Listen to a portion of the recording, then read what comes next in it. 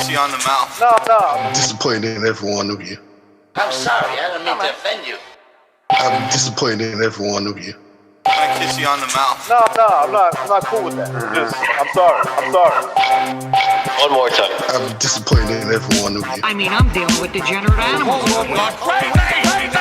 I'm disappointed in every one of you. Disappointed in every one of you. All right, come on. Honestly, I can't do it, man.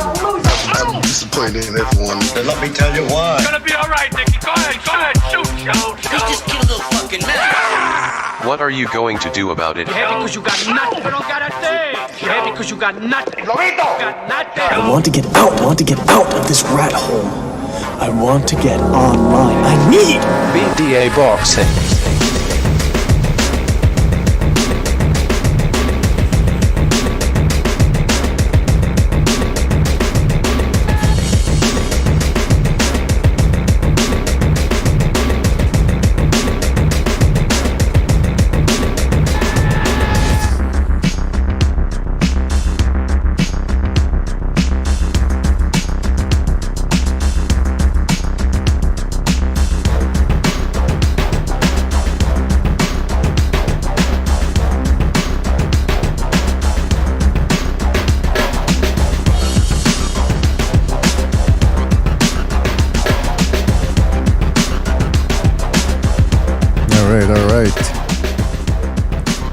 Welcome everybody to the Boxing Podcast, broadcasting to you live from the true north. This is your good friend Mr. BDA, flying solo for the moment. And we have got a fantastic show for you gentlemen, and a couple of ladies probably, as long as they're real ladies. Shout out to everybody out there. We will be talking about the fantastic fight we've got coming up this Saturday between Jermell Charlo and Castano, getting it on for junior middleweight supremacy. But of course, before we get to that, and there's also a couple of other news floating around, but before we get to that, fellas, shout out to everybody there in the chat room. GB Guthrie, Not, Jonathan Lambarena, Official Scorecard Boxing, Cisco J, Endgame, Chris Court, and many more people to come. I'm sure, fellas, thank you for joining us. Really appreciate it. Don't forget to hit that like button, subscribe if you haven't done so already. Check out some of the videos we've done in the past couple of weeks. And if you get a couple of shekels that you can send our way, we really appreciate it. But of course, the most important thing is that you continue to spread the BDA gospel. That is obviously the most important thing. All right. So shout out to you fellas. Let's see what people are saying in the chat room real quick. Endgame says, yeah, Charlo isn't a top 5 pound for pounder. End of discussion. Official Boxing Scorecard says, I can name you 20 people above Jermell. Whoa. Jonathan Lambarena says Jermell is pound for pound top 5 after this win. All right. Jonathan Lambarena says, what's up, BDA? Jermell is top 5 per pound after this fight. Okay, he's repeating the same thing. Not says Jake Paul, Tyron Woodley press conference. Yeah, I heard about that. And I mean, I was actually watching it a little bit. Hold on a second. We got Bucho. Hold on. Let me invite other people. So we're going to be on it's going to create another room once we get done with this. Hold on a second. There we go. All right. Lobito, shout out to Lobito, says, yeah, it's a good scrap. Chris Court says, I think Charlo could be top 10, 15. Superfly says number 9 at the most. Oh, shit, sorry. Oh, don't worry about it, Jimmy. And C. Lion says, best PvP boxing channel. Oh, thank you, man. Thank you. Slave of the most forgiving, the most grateful says, stop lifting weights, pal, and focus on your technique. I think he's talking about Wilder. All right, well, listen, we're starting to get a couple of people here, so let's get started. Bucho, we've got a fantastic fight this Saturday between Charlo and Castano. Castano, of course, undefeated. Most people have never heard of this guy, which I think is a crime because he's a very good fighter. You want me to start up with this fight, or you got any comments to make, or how do we approach this? All right. I guess I'll start. What? Go ahead. I was muted. Sorry. Well, listen, I'll tell you this about Castano. The guy is, for anybody that hasn't seen Castano fight, he's from Argentina. Actually, let me put up the record here so people can see what I'm talking about. This is from BoxRec. It doesn't show photos anymore of the boxers. You got to log in, and there's no way I'm going to create an account on BoxRec. Fuck you. He's 17-0 with 12 knockouts. He's 5'7.5" according to BoxRec, compared to Charlo, who is 5'11" according to BoxRec. So he's a shorter man. The way I would describe him is he's like Ricky Hatton with less power, but with slightly better defense. Actually, better defense coming inside. The problem is Charlo is a puncher. Now, here's my first question. We got Gonzalo, we got Jimmy, we got Bucho. Let me start with Gonzalo. Gonzalo, how good a fight is this? What do you see? And let's get right through it, man. Cut to the BS. What do you think happens this Saturday between Charlo and Castano? It's a good fight. First of all, can you hear me, Mr. Yeah, I can hear you. Yes, I can hear you, man. It's a good fight because it's a contrast to styles. We have Jermell Charlo, who's a counter puncher, but he's not just a counter puncher. He's active as well. He's active, but he's not as active. The contrast being that the other guy throws a whole hell of a lot more punches and offers a lot. Offers a lot. So he risks a lot. So he opens himself up, and to tell you the truth, he'll probably be leading on the scorecards if it goes the distance. So Jermell Charlo's got to believe in his power and understand that he can't just counter punch and think, okay, I'm just want to knock this guy out. Okay, yeah, maybe he could, but at the same time, he's got to start getting busy himself because he could lose on the scorecards if he doesn't get as active as compared to just a little bit, like, because the other guy throws a lot of punches too. Yeah, that's my main question here, because is Castano's only shot here to outwork Charlo? Because he's not that big a puncher, and he's got good footwork going back and all that, but can he outbox Jermell Charlo? Yeah, he could outbox Jermell Charlo because he's gonna throw a whole hell of a lot more punches, more active. He's gonna connect percentile wise. He's gonna connect because he's gonna throw a lot more. But I mean, Jermell Charlo has got to realize that you just can't think that I'm just gonna knock this guy out. I gotta also throw a lot of punches and land, right? Absolutely, yeah. But we saw Jermell struggle against that Mexican guy Montiel, and it's not like Montiel brought a lot to the table other than a lot of heart and a good chin, I would say. This guy, what's his name again? Fox. Castano. Castano, man, he's much better than Montiel, So I mean, I think his brother Jermell looked at that Jermell fight and is now thinking, what, you cannot underestimate this fighter, especially a guy like Castano, man, because we've seen him multiple times on the PBC and his last fight on the zone. He's a decent boxer. I agree, man. Yeah, but listen, Montiel is a different animal. So I mean, and that was the other Charlo, like you said. So it's. But they're both come forward fighters, though. Was that? Oh yeah. They're both come forward.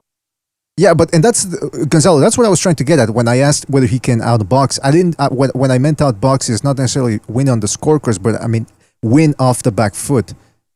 And I don't think he can. I think his only option for Castano is come forward, use those shorter arms of his to his advantage on the inside. So I think he's up against it against Charlo. Charlo should be the favorite. I'm gonna check the odds later, but I'm pretty sure Charlo is the favorite because he's got those crisper shots on the inside with the better power, and I think that can nullify Castano's volume punching. I don't know what you guys think about that. Yeah, he's going to get more credit for the shots, right? Because he hits harder. He lands clean, and when he lands clean, a lot of times he's knocking you out. He's got more power than the bigger brother. But I think this guy, I don't know if he's been knocked out before. Argentinians are notoriously known for having good chins. I don't think Castano's been down before. What do you know about that, Mr. BDA? I don't know. Before? I don't know. Now that you mention it, I do not know. But I will say this. He has fought a guy that was similar to Jermell Charlo, and that is the underrated Michel Soro from France, who is a long fighter. Maybe not as big a puncher as Charlo or as explosive, but he can crack. I think only 11 fights have gone the distance, so he can crack. And he was catching Castano with some shots coming in. But Castano, one thing I do like about him, and that's why I said he's got better defense than Ricky Hatton, who was also a pressure fighter, is that he picks off shots very well with his gloves when he's coming in. The guy had a good amateur career. He's been boxing since he was a kid. If you look at his resume too, it's not that far off from what Charlo brings to the table. I mean, you take a look at who he's beaten here. He's got... Is this Castano? Yeah. Okay, first of all, he beat Derevyanchenko in that half amateur, half professional thing they used to have, the World Series of Boxing, whatever it was called. And he beat Derevyanchenko. That's a world-class opponent right there. And he sort of beat him at his own game. He beat Michel Soro, the guy I mentioned before. He drew against Lara, although a lot of people felt he should have beaten Lara. And then in his last fight, he beat the lengthy Brazilian, Patrick Teixeira. Although, again, Butcher, you said you weren't too impressed with that performance, right? I think you said that after the fight. I don't know if you remember that. It looked like a sloppy type of fight. I looked at it again. It was okay. Yeah, I gotta watch that one. I wasn't impressed in the technical sense, no. Yeah, but like to answer your question, Gonzalo, I don't know if Castano has been dropped, but you gotta he's probably mentally prepared to take some big shots coming in. Because like I said, I don't think he's got a choice. He's gonna have to outwork Charlo on the inside. He's got good footwork. I think he can do a little bit of what Sean Porter used to do, or does rather, in his fights, which is he can put pressure, but then if he wants to relax a little bit or wants to get his breath back, he can move around the ring and make himself difficult to hit. By the way, we got Chief on the line and we got Jimmy. So Jimmy, I don't know if you're ready, but if you guys want to jump in, feel free to jump in whenever you want about this. Well, yeah. And what is the question? Well, first of all, good afternoon, board and gentlemen. It's been a long time since I talked to you, and thank you for having me on. No problem, man. No problem. Jimmy, we're just talking about thanks for making me look bad, man. I didn't say thank you, man. What's up, Chief? Jimmy, we're talking about the Castano Charlo fight coming up this Saturday for junior middleweight supremacy. Well, I think Charlo, the younger one, I say younger, he's like a minute younger or whatever. He's the better of the two. He's at least. But if you look at his career, the way things have gone, it's like he took one fight, but then was forced to fight him again because he got a bad decision. But if you look at the guys he's beaten, and I know, I guess because I saw the top, is he a top 5 pound for pound fighter? Absolutely not. No. And I say that you go back, look at the people who bought Tony Harrison, right? I just never rated him anyways. I never thought he was much more than a gatekeeper. I thought he lost the first fight. And then he just went life and death with Bryant Machine Gun Perella. And so I don't know if you guys saw that fight, but wow. Yeah, so I mean, he beat Trout at the Christ. Talking about long in the tooth. That guy was a spent bullet when he took him on. I still think his best one is Eric Lubin. You know what I mean? That fucking bang out knockout. But in the second round, he took him out. I still think that's his best win. If you look at who he's fought now, after that, it was past the prime, suspect. He was I don't think Tony Harrison was a great win. The other dude, Gato, I can't remember his name. He just went and got sparked out, too, his last time out. And Rosario, the banana, he was a heavy puncher, but a terrible boxer. He's been knocked out twice since Charlo's fought him, or at least one Jimmy, time. he was also unproven at the time. The only thing he did was beat a ill-prepared and, for what we know of, an ill-healthed J-Rock. He was unproven. Yeah.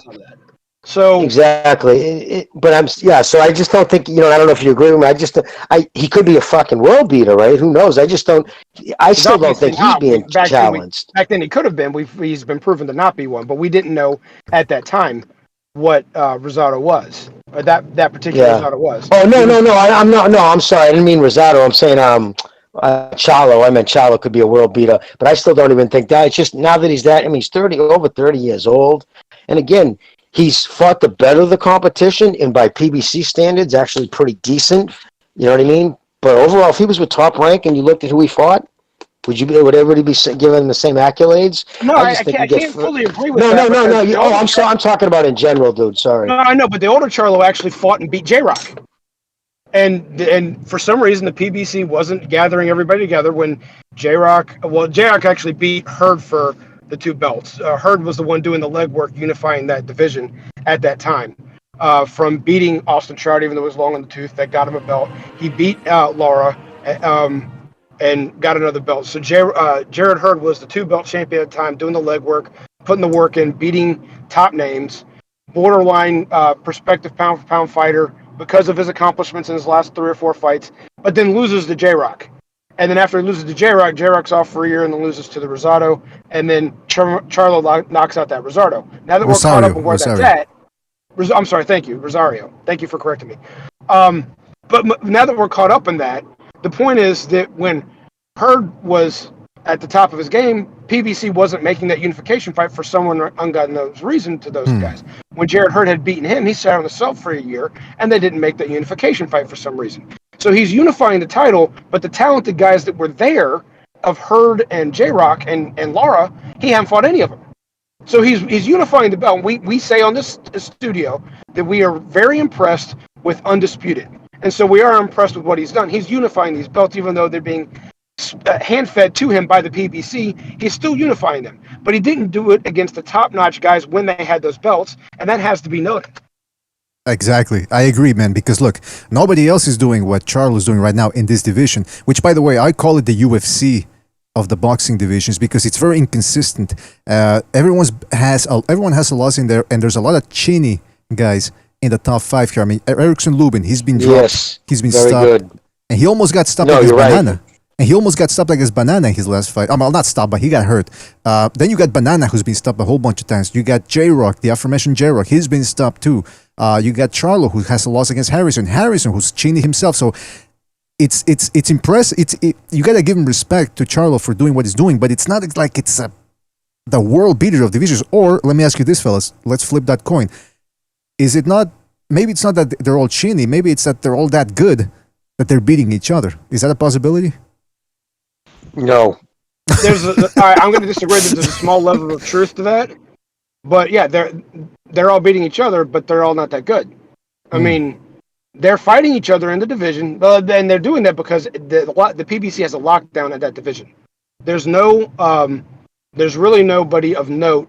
Tim Zoo's there waiting they're going to avoid for the next 2 or 3 years, or unless they vacate a belt or make him do the Gervonta Davis fight for the WBA regular belt when that finally comes open, now that Laura's moved up. But everyone else they fought has been PBC, so there's absolutely no crossroads fights that they have to be done, so they're spoon-feeding each other the competition. So they're the name guys there, but there's no crossroads fights, so they're all being hand-fed to each other. You see, I believe, though, those guys are good. The J-Rocks, the Banana Rosarios of the world, but they're guys that got power that don't got the greatest of chins. The difference between this guy, he's consistent. I believe he's a good fighter and he's got a good chin, so he screams consistency when I think about that guy. Just good all around. He's a solid opponent, and Castano, you cannot sleep on that guy. If Jermell Charlo wins this fight, he should deserve full credit for this. Absolutely. Full credit to what extent? Full credit to what extent? Full credit to where you think he deserves to be at a pound for pound for fighting guys that aren't proven at the world class level on a consistent level like J-Rock and Hurd and even. Well, full credit to the extent that it speaks for itself. He's going to garner all the titles, and for the division, which is probably not rated as the greatest divisions in the world, he should get full credit to the extent that he's at the top of the 54 division. Maybe not top 5 pound for pounder, but he should be cracking the top 10 or the top 15, in my opinion. I think that's fair, Chief. Wouldn't you say top 10 at least pound for pound? I mean, yes, it's a weak. It's not the strongest division in the world, but he's still unifying. All right, Chief. I don't know if you're aware of this, but we can't hear you. I don't know if you're trying to speak or. I heard he was on his. Can you hear me? Yeah, I can hear you, Jimmy. Oh, sorry. I didn't know if it was me you were talking to. Yeah, no, I put him in the top 15. Just he has to beat. So what I did is I really went over because I was saying, everybody's talking about this. I didn't know enough about that kid he's fighting. This kid he's fighting is no slouch. He's everything that Gonzalo, I don't need to rehash. Everything Gonzalo said about him, I agree. And I would say it's his second best opponent. But overall, again, if he was a top rank fighter and had that resume, he'd be getting ripped apart. This wouldn't be happening. But I'm saying if his resume The people who just, the Crawford, it's the same type of thing. I just don't think he's got that impressive a resume to make. It's who you beat. You know what I mean? To me, makes a difference. And I think Giovanni Davis is stressing that big time. Well, you know what? It's not just also who you beat; it's how you beat him. So, if you look at Charlo's resume, he's got some stoppages in the last couple of fights. For example, the Tony Harrison and Jason Rosario. But also, if we're talking about the stoppages, we also have to talk about what happened before the stoppages. And against Harrison, I think I'm in the minority. I don't recall, but I had him losing that fight in the rematch. I think the scorecards reflect that you were right. Oh, they did? Okay, good. I have to go back and check, but if I remember correctly, he was behind on the scorecards, losing to a guy. Now, let's point out something appropriate about Tony Harrison. Tony Harrison was one of those B-plus fighters that were highly skilled, bad chin, could beat a B-rate fighter every day of the week, twice on Sundays, but can't beat an A fighter. That hasn't changed. Now, he got a bad decision against Tony Harrison, but he was losing the rematch against a guy who's got knocked out by Julian Jackson's son, John Jackson. Mm-hmm. Okay, John Jackson wasn't a great fighter. His father was great, but he wasn't. He was barely an achiever because he had, I think, 2 title shots where the other Jackson's son didn't. Point being, he didn't live up to anywhere near his father's reputation. Sure. Yeah. Now we're still talking about Tony Harrison. So let's get back to the fact that Charlo never should have had a controversial fight with him to begin with. You either outbox the daylights out of this guy or you knock him out. No other way. You put Tony Harrison in with. He was leading Willie Nelson before he got stopped. Just like J-Rock was giving the early Charlo a good fight, and he was leading. I don't know. He wasn't leading Rosario before. Point being, he's a good fighter, but something lets him down. These all-time great fighters, they don't get let down in their moments because they have every box checked. If they don't have a chin, they know how to protect it, and they know how to keep from that getting exploited. These fighters at 154, they don't have it all. They just don't. And he did not fight the other talented names like J-Rock and Hurd and all the aforementioned fighters we talked about before. So is he going to deserve a level of respect for unifying the belts? Yes. Like I said, the studio respects Undisputed. If we respect it for Lomachenko and anybody else, we're going to respect it for him too. He deserves that nod of being the Undisputed champion. Absolutely. But people say against Crawford, you unified it against nobody. Well, that has to be just as fair across the board. He didn't unify it against J-Rock and Hurd. He unified it against Rosario and this guy who nobody really knows much about because he hasn't been in the world title picture very long. Well, listen, that's very well said. And there's somebody in the chat disagreeing with that. And let me read that from the super chat. Well, first of all, it's Kenshiro. Shout out to Kenshiro for his contribution with the super chat. He says, if Pac wins, should he fight 140 or 154 pound Undisputed? All right, we'll get to that, Kenshiro. Thank you for your contribution. And then there's Texas Bulldog who says, does the same apply for Canelo not fighting the best at 168? All right, shout out to you, fellas. Well, listen, Canelo, we're going to get to that later on about the plant fight possibly falling apart, but Canelo did fight the best guy at middleweight. And it's a guy in Golovkin that was very consistent with his performances. What Chief is talking about is the inconsistency of Charlo, plus the fact that he didn't beat the strongest junior middleweight division. Jared Hurd, now he's past his peak, possibly even shot. But at that time, he was on a good run, and he never fought any of the Charlos. For whatever reason, like Chief said, for whatever reason, that fight never happened. That would have been a good fight, and it would have been a stronger fight than just beating Harrison and Banana Rosario. Who, by the way, Rosario was considered a relative nobody before the J-Rock fight. So it's not like he was on a run of knockouts victories over a bunch of solid contenders, and then he lost against Charlo. So it is a weak division. But whether it's a weak division, strong division, I will give Charlo full credit because Castano is a highly motivated fighter. By the way, if you look at the thumbnail, Bucho, I don't know where you got that picture of Castano from. He's got crazy eyes. This motherfucker, you can tell he's a competitor. It's also because he's from the weigh-in, so his eyes are probably sunken in too, which makes him look even more unhinged. But nevertheless, I think it's a very good fight. And oh, by the way, we got Recognize. Recognize, are you there? Yo, what's going on? How you doing, Recognize? Thank you for being on, man. Listen, we're talking about the Charlo Castano fight that's going to be taking place this Saturday, AT&T Center. It's for junior middleweight supremacy. What are your thoughts on this fight? Well, I like this. I like when the two fighters are like basically left on top and they got some straps on them, and they're gonna do it for all the belts. I always like that. I think it's a decent fight in terms of like skill versus skill. These guys are both, pretty talented fighters, and so it should make for a good fight as long as everything is on the up and up. Everything's straightforward, and the fight's going to be called like a fight. I have no problem with it. That's a good analysis of that fight. By the way, I think we might be doing a more in-depth analysis before the actual fight, but that depends on if I have time to round up all the clips. I will say this.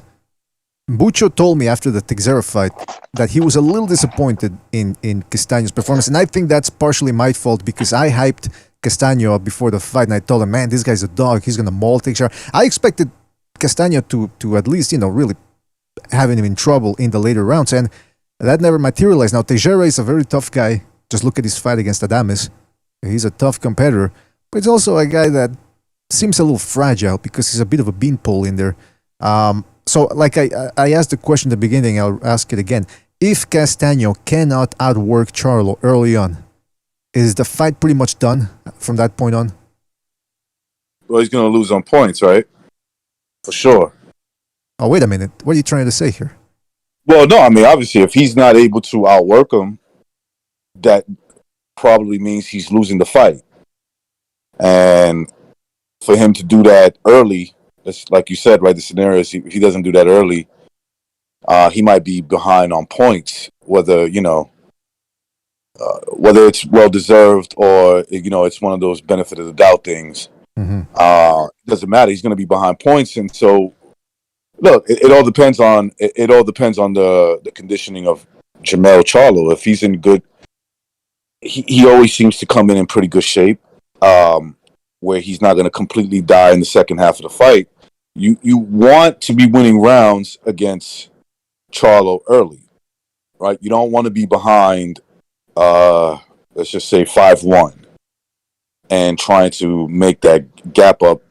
Let's be honest, even if the fight's close and even if he made a case for himself in the second half that he could have won most of those rounds, you don't want to take that chance if you're Castano. You want to be doing what you're doing early. And in reality, you want to make sure you dominate him, stop him, if you could. Yeah. Because we've seen Charlo in a fight, at least in my opinion, where you could have been lenient and said Charlo won and Harrison the first fight. Mm-hmm. So it's not far-fetched that in a close fight he can lose on the scorecards. But I wouldn't bet on that, is what I'm saying. I'm not going to bet on that. Yeah, that's a good point. Yeah, because also when I asked you whether he can win a decision, the way you said it, I was under the impression you were trying to get at the fact that there's no way that even if he does get the best of Charlo, there's no way he's getting the decision against a PBC guy. But I mean, hey, I think Castano right now is a PBC guy himself. So aren't they both PBC fighters? Yeah, that's what I was trying to get at. Go ahead, Gonzalo. I think the missing link with what's this guy's name? I think the missing link with Tony Harrison was the stamina. The stamina, because a lot of the times when the fights that he lost, he was winning. But the stamina gave it to tell the two fighters. Now, that's not the case with Castano. I think that's consistent pressure. And his pressure, he's going to win rounds. So going down the stretch, man, this is going to be a close fight. It's not a given that Jermell Charlo is going to win this. It's going to be a close fight.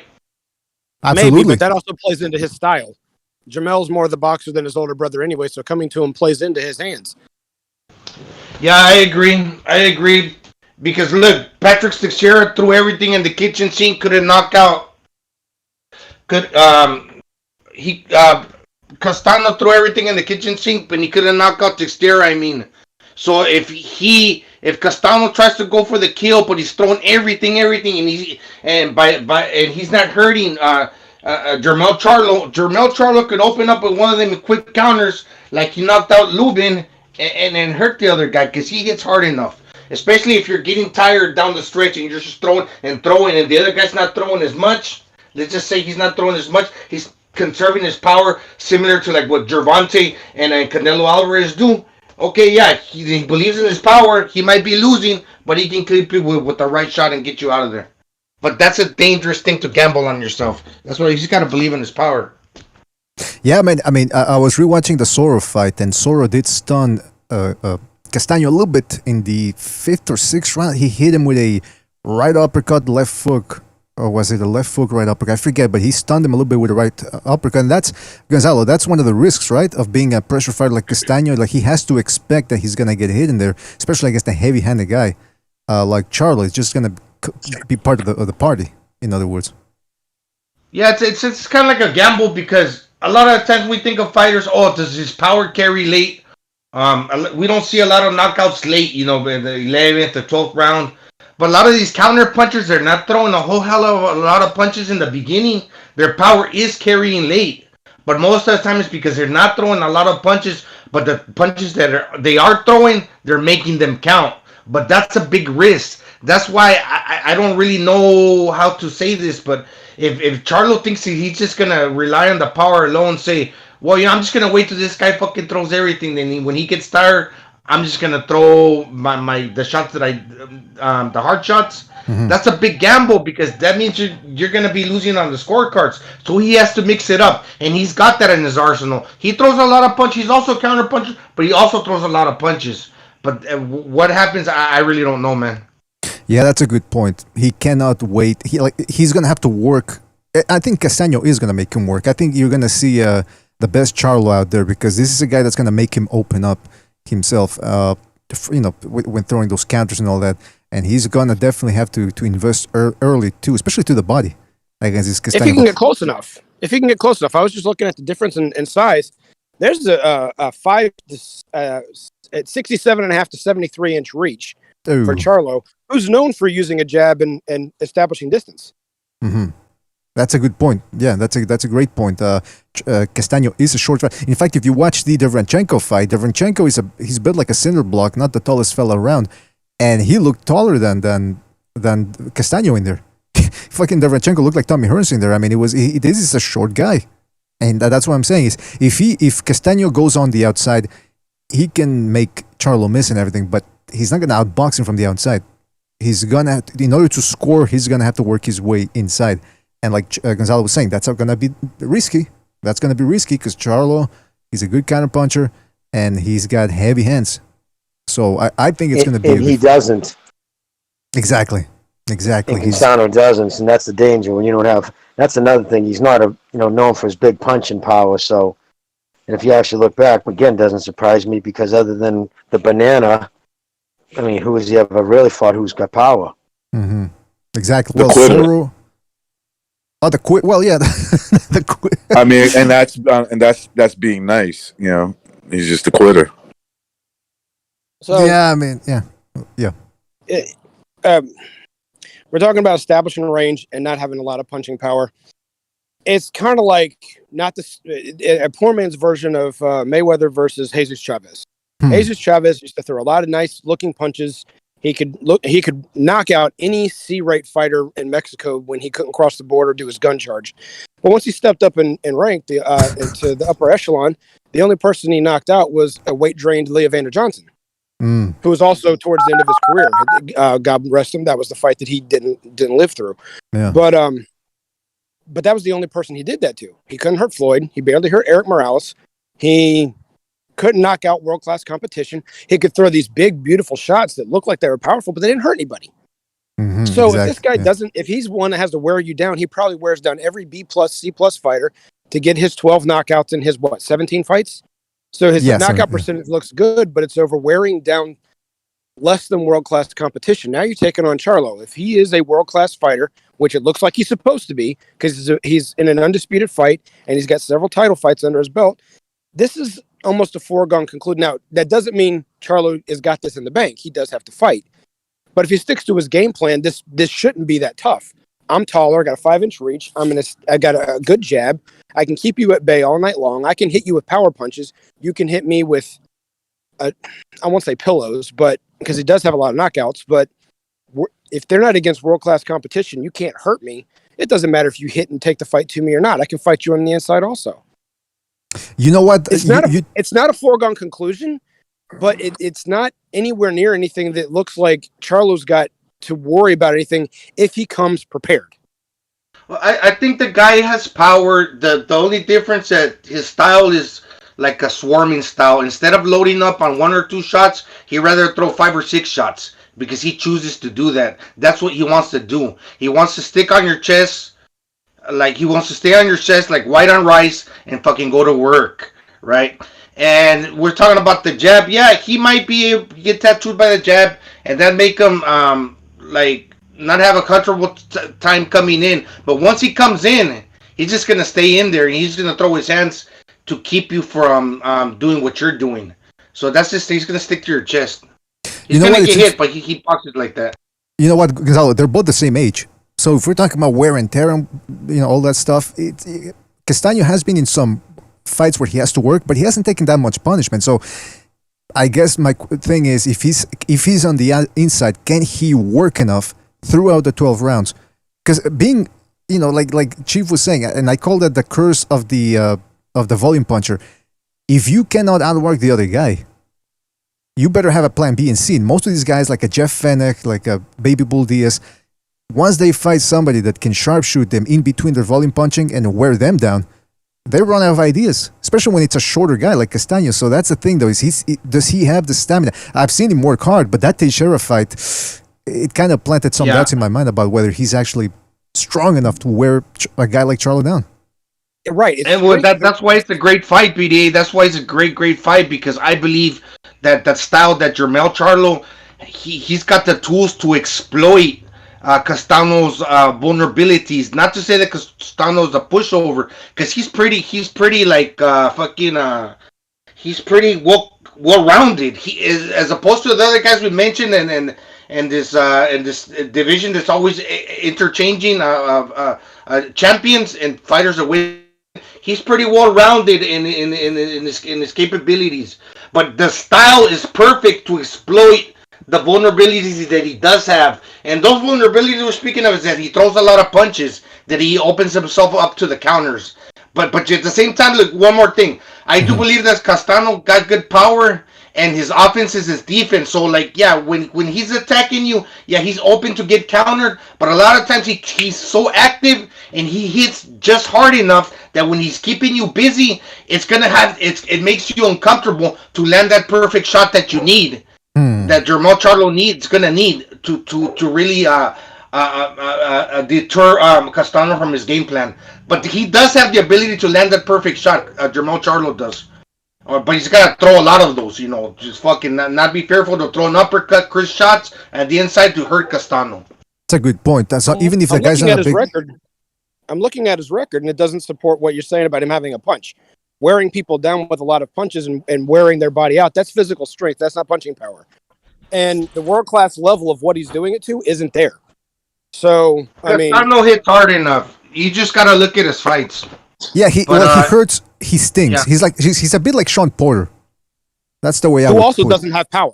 That's what I'm saying. I'm not saying he's got punch. He's not Deontay Wilder, but what I'm saying is he can sting enough to get Charlo's respect. But Gonzalo made a good point too, though, that even if a guy's not a big puncher, I guess the professional guy, he can take the shots coming at him. But if he's being flooded by offense, it takes him out a bit of his comfort zone where he can no longer do what he wants to do perfectly. In other words, get that perfect shot inside, those crisp shots in between the volume. So we're going to see how Charlo reacts. I mean, he was getting outworked against Harrison in the rematch. Well, it's like Timothy Bradley, BD. Timothy Bradley didn't have a lot of knockouts, but he kept his opponents honest. And when you also have a good chin, it's not like, oh, I don't have power, but then I don't have a good... No, you got a good chin and you got respectable power, and you're sticking on the other dude's chest, and your shots are not dissuading him.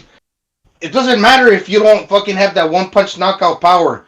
You're still not going to get hurt, and you're confident that you can take a shot and you can throw 3, 4, 5, 6 punches, and the other guy's going to be worried at what you're doing, not what he's doing to you. That wasn't going to happen against Paul Williams or Antonio Margarita, which is almost a size difference that you just brought in to play.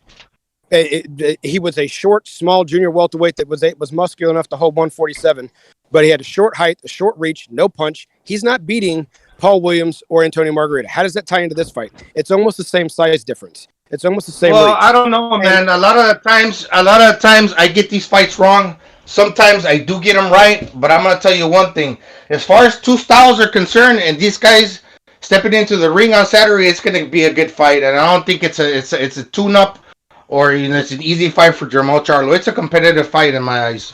It's a competitive fight with a predicted loser. It's Spence against Danny Garcia.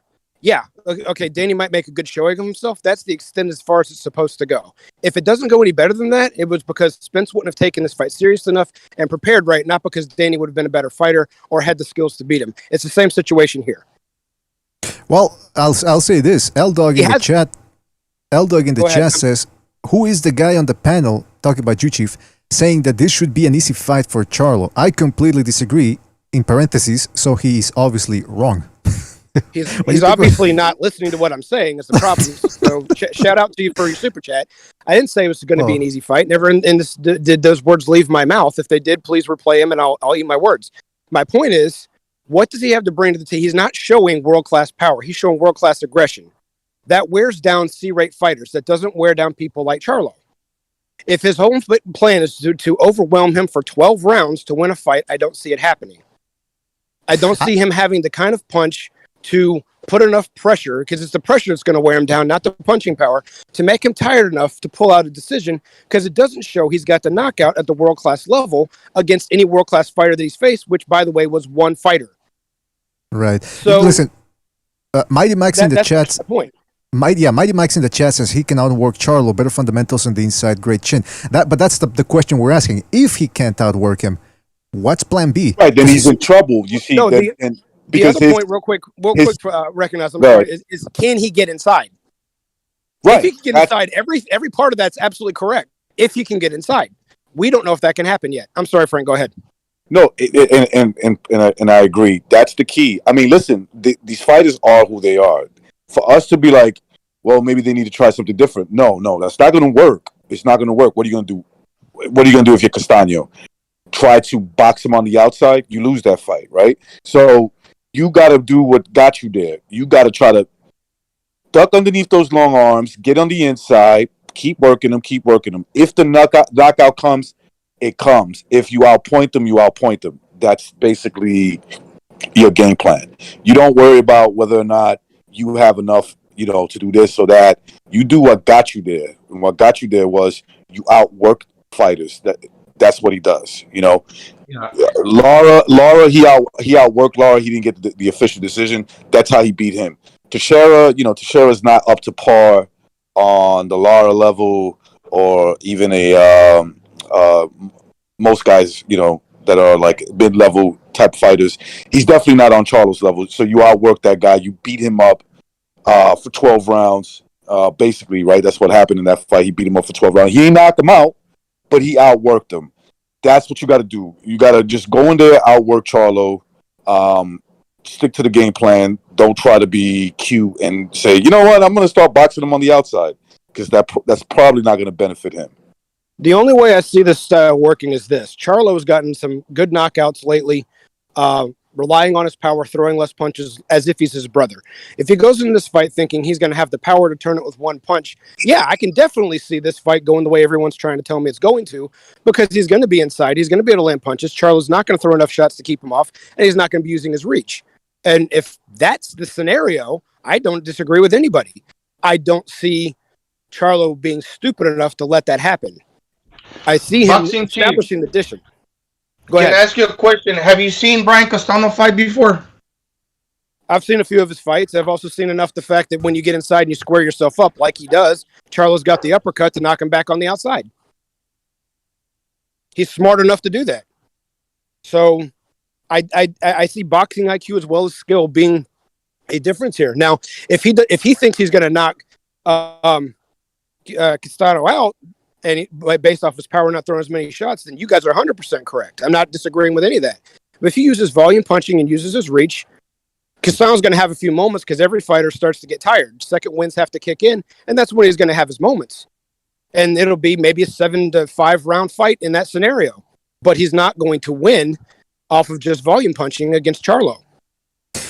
I think for Castano here, what he needs to do is he needs to bring his A+++ game, or what I used to in the industry, A XXX game, because he's got the ability to outwork guys. But like Chief is saying, he's going to have to outwork a guy who's in his prime at 31 years old, same age as him, can crack, can fight on the inside, can fight on the outside. He's going to have to... Look, listen, here, I'll give you an example. Here, if you look at the punch sets, and I know they're only an approximation of what actually happened in the ring, but when he fought Lara, of course, does a lot of movement, tends to lower guys' output. Castano threw 863 shots. Okay, so that's almost 1,000. When he fought Teixeira in his last fight, a less mobile fighter than Lara, he threw 1,136 shots. So if you give this guy a target, he will let his hands go. So if Charlo fights the way he fought Harrison in the rematch, which is to just stand there and slug it out with the guy, he's going to let Castano throw those shots, unless he can actually lower that output by punching in between Castano's shots. If he moves, he might reduce Castano's shots. But here's my question too that I want to ask. If Charlo fights the way he fought Banana, which is to move around the ring a little bit more, try to walk him into something big, is that good for Castano in the sense that it gives him the momentum to fight the way he always likes to, which is coming forward? Well, I think he's not going to fight him the same way because you went up against the Banana, because that kid Banana, even though he's got chin made of glass, he does have legitimate power. He does crack. You can just see but I think he doesn't throw any off speed. But that's neither here nor there with him. But so I think he going into that, he knew that, and he fought him differently. You just handle people differently depending on I agree with Gonzalo. I think he has bursts and a high work rate.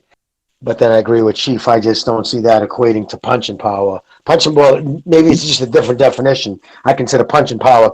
You can be even the dude might not be hurt, worn down, nothing. You just have enough power. You catch somebody on the butt and they're going to sleep. To me, that's punching power, and this kid does not have that. Yeah. If I was Castano, and again, this is just thinking as a boxer. That's all I'm doing. If I was Castano, I would try to set traps. So in other words, when Castano does back off sometimes, when he backs off, you want to make sure you got him coming forward and kind of counterpunch him to offset him while you doing that sort of like that ambush style. Then you start off from the counterpunch. That could discourage him. But again, like Charlo's probably Charlo knows what to expect at this point of his career, a fighter like that. So he's just got to execute the range. He's got to execute the range. I'm not saying it's going to be easy. I'm not saying that's going to be easy, because sometimes you look at it until you're in that ring with that guy, and then you're like, man, I can't stop him from coming in. So I have the idea to do it, but just for some reason it's not working. That's what you got to hope if you're Castano. You got to hope that, that kind of that ambush style can work you on the inside. What the fuck was that? Yeah, Jimmy, you gotta mute you. We can hear that. We can hear you flush. I did that on purpose. Sorry. Yeah, right. I did that. I flushed the toilet because I was just busting out. Recognize his balls. But sorry. Wash your hands. Wash your hands, man. Please. Go ahead. No, I didn't actually. I was smoking a cigarette. All right. Go recognize. Yeah, and so okay, so again, there's many ways to execute a fight. I'm looking at it from Castano's point of view. What would I do if I was facing a guy like that? And I'm that kind of fighter. I have the mindset of a Castano. I want to outwork you. I want to come on the inside, hit your body, hit you up top, hit your chest, hit your arm. What would I do? I would set traps, and there's many ways for a guy like that to do that. You can set traps when you're a come forward fighter trying to get on the inside. You go in an exchange, he hits you, you start backing up a little bit, it gives him some confidence, you start counterpunching him to get back on the inside, hoping that it works, right? And if it works, it's going to give him something to think about, depending how effective you are. So there's methods to beat a guy like that, Gonzalo. The question would be, can he execute it, or is Charlo just too ready for that? I know what you're trying to do. See, Castano's nickname is El Boxy. He likes to box. and this is what I believe about his boxing and his punching power. He throws a lot of punches, and they do count. He's not like, for example, like when Gervonta Davis fought Leo Santa Cruz. Oh yeah, okay. Leo Santa Cruz got busy. He threw 3 punches, and all of a sudden, Tank Davis was able to deal with those because they didn't hurt him. So he threw 3 consecutive uppercuts, and then fucking Gervonta Davis punched it between Leo Santa Cruz punches. No, this guy Castano, he throws punches with power. Might not be one punch knockout power, but when he creates the momentum with his boxing, that he's pecking away. Those picks got enough power. So you're saying power enough to keep guys off, like power enough you don't want to get hit by him. To keep you from landing your own really, really clean shots. I understand what you were saying now. I understand your point. Yeah. He might not have one knockout power, but he's going to keep people honest. It's wearing down power against lesser world-class opposition so far. Well, it's wearing down power because, like I said, he's a guy that likes to create momentum, and instead of like stinging you with one hard shot that he can do, he decides to throw 2 or 3 shots that are going to keep you busy. And the important thing when he does that, he creates momentum. And that momentum at picking away at your opponent is like Manny Pacquiao is always keeping you busy. We know that Pacquiao could sit down on his shots, but he chooses not to because he wants to pick away and he wants to stay mobile and pressure and keep you busy. And when he's keeping you busy, you're kind of like on the edge of the cliff. You can't find solutions because all those punches, they're tatting you up, and they're not fucking power. They're not weak shots. They're shots enough to get you off balance, to rattle you a little bit, to say, well, maybe I gotta move a little bit. And then when I throw my shot, I'm not throwing it as cleanly as I can because he's keeping me too busy. Where it's not like when Leo Santa Cruz fought fucking Tank Davis. Oh yeah, I'm just gonna take your shots, then I'm gonna land the shot that's gonna fucking knock you out. Not that type of puncher. He can hurt you. Okay. Well, when have we seen Charlo knocked down? When have we seen him stagger to the point where his legs buckled and he was on jelly legs? Well, there's always but no, I get what you're saying, Jay. But at the same time, you know, a fight to fight is different. You know, what you want to do is you want to find out those questions. That's all you want to do as a fighter. You just want to find these out. I don't care if you've never been rocked by anybody. If I go in there and I say that, then like I'm gonna fight against my game plan. I'm going to start doing things that benefit you. All he has to do is come in there with a game plan of ambushing him. And if you hurt him, or it takes 30 punches to hurt him, if it has to take that, then you just keep doing it. You keep doing it. But the one thing he cannot do is start saying, I got to come up with another plan. Mm-hmm. I got to start fighting him from the outside. I got to start doing things that don't benefit me. And, you know, I don't feel comfortable in the fight. And then he's losing the fight by a landslide, and then he's in the later rounds. He's tired. Maybe he's thinking of going for broke, and you know how that is when you're a little tired in the later rounds. You start getting dropped, you know, and maybe you get stopped. So I think that Castano needs to have that confidence. I could hurt this dude if I catch this dude. It's all about, I call it off guard, just catching your man off guard. The only way you could do that is throwing punches the way you're comfortable doing. If you start thinking to yourself, well, I didn't knock out the guy that was at the lower level, you lost. You lost the fight. Well, first of all, every fighter should have the confidence that they're going to win no matter what going in against anything. I think Vinny Pazienza thought he could beat Roy Jones, but then the first round happened. He found out he couldn't. But he went into that ring thinking he could win that fight. The same scenario here. He should believe that he could beat Charlo all the way down to the pinky toe. He should believe every fiber of his being he's going to win this fight. Absolutely. And he needs to go in there with what got him there, because plan B of boxing on the outside is not going to work against a guy who's got a 5-inch reach on you, who knows how to use it. He doesn't box from the outside. He stays on your chest. But look, listen, sometimes you know why some of these guys are not getting hurt? Because a lot of times they show up and they become catch and shoot type of fighters, counter punchers. You know, like Teofimo Lopez, like the Charlo sometimes. I don't offer a lot. I don't risk. But at the same time, I'm waiting for you to make a mistake, and then I'm going to counter you. Yes, that could benefit Charlo, but it can also hurt him. We got to see that dynamic. That's why I think. If I was Charlo's trainer, I'd be telling him one thing, very important: put nothing on your punches until you put something on it. Meaning, hit him with the jabs in the first couple of whatever feel out time you're doing. Don't put your mustard shots. And then when you finally, when you finally crack them, put it all on them, because I'll tell you that changes the opponent psychologically. Because all of a sudden, like boom, you get rung like that. Suddenly, he's not going to be so quick to want to jump in and put his head on your chest when he knows you can crack like that. So don't let him, don't wing and miss. You know what I mean? Like hold back your power. Well, it's always important to off speed. Yeah. Some guys can crack, but if they throw everything at the fucking same rate, yeah. Deceleration is important as acceleration. It's like when a cobra strikes. A cobra doesn't just strike hard. He loosens his body up, then he strikes. He loosens his body up, and then he strikes. Deceleration is as important as acceleration, changing the speed. And like you said also earlier, it's kind of like sets a trap where the fighter is comfortable and he comes in and all of a sudden, booyah, he gets hit with something that he's not expecting.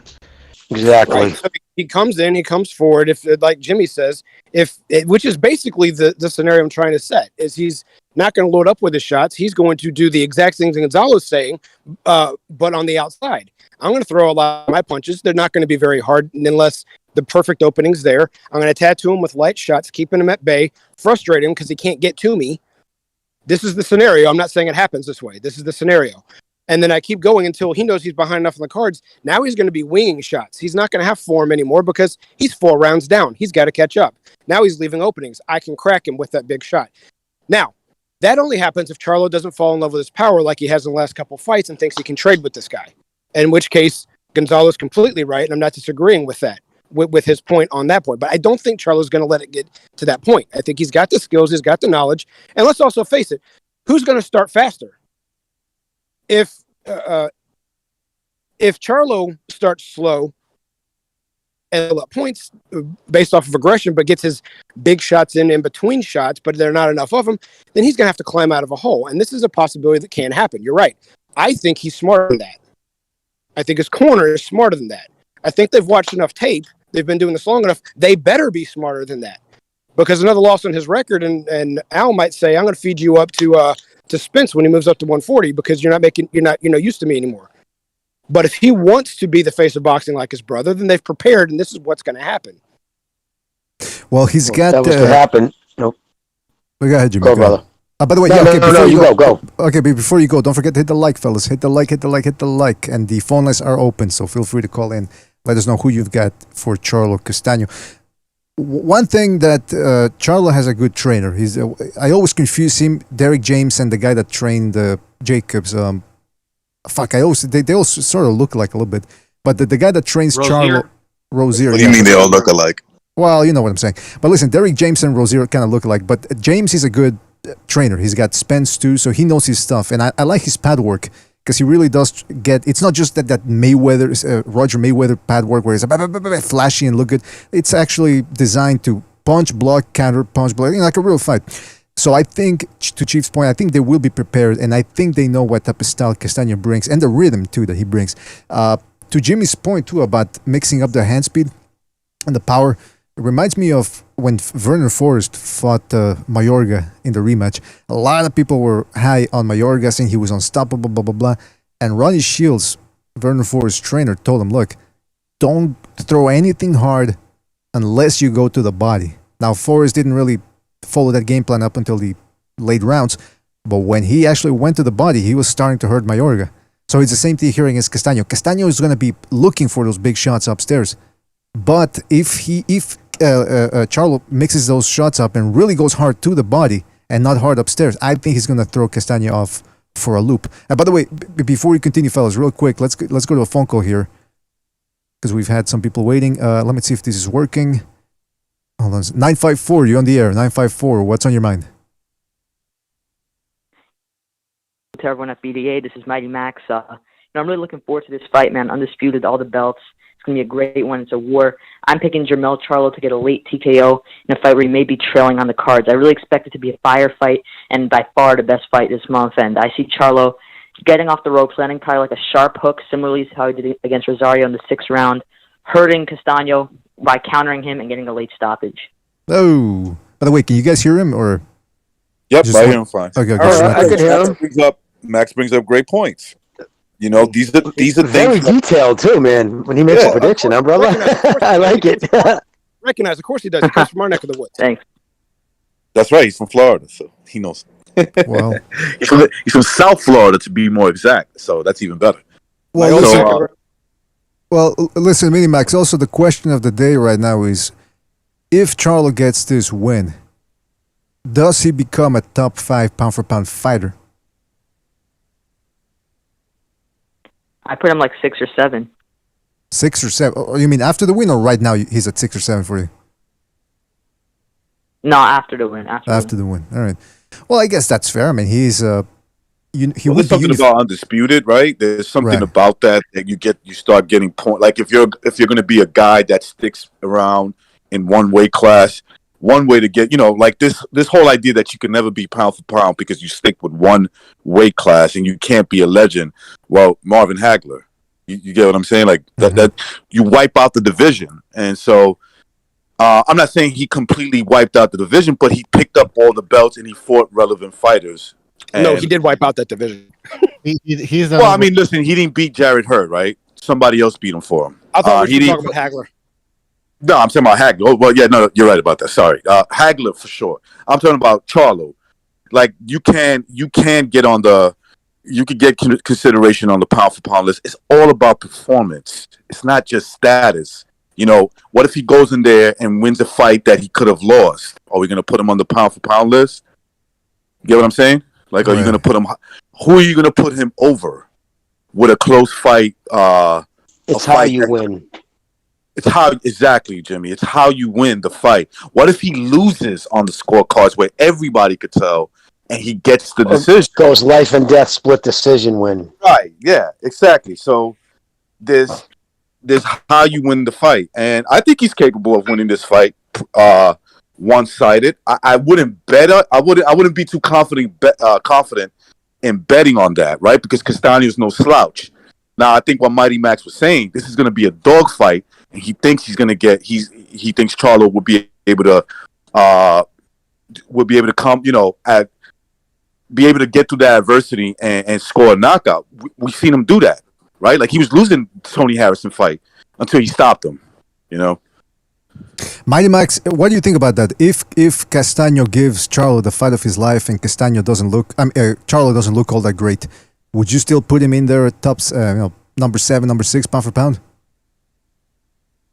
Yeah, I'd still put him there for sure because Brian Castaño is no slouch, man. He's a great fighter, and honestly, I'm not sure, aside from Charlo, if anyone at 154 could currently beat him. He's a warrior. He got tons of punches. He has a phenomenal amateur pedigree. I'd still put Charlo there. All that matters is that he gets the win on his resume. Even if it's a robbery, I still have to put him there because they're going off of paper, unfortunately so. But if he beats Castaño impressively, he definitely goes there. And even if he struggles with him and goes life and death, I still put him there because Castaño's a very good fighter, and he still went undisputed. Well, Minimac, let me ask you, brother. You said, because on paper, say, you rate a bad decision, meaning like, and I'm not, denigrating you for it. I'm just asking you, a question. So, for instance, like I wouldn't have rated after the first GGG Canelo fight, just because Canelo, the second one, they gave him the win. I wouldn't have instantly rated him. Like I don't rate bad decisions. Same with Ward, Kovalev. I wouldn't have given Ward consideration off that, robbery. I'm just saying, you said you'll strictly go by the paper. You don't use nuance. And the only reason because it's subjective, your list. So since it's subjective, meaning your opinion, shouldn't nuances count? And I'm just asking. What's your answer? Yeah, you make good points for sure. I used to do that a lot more, but I kind of just go off of what officially happened and not what happened in my head.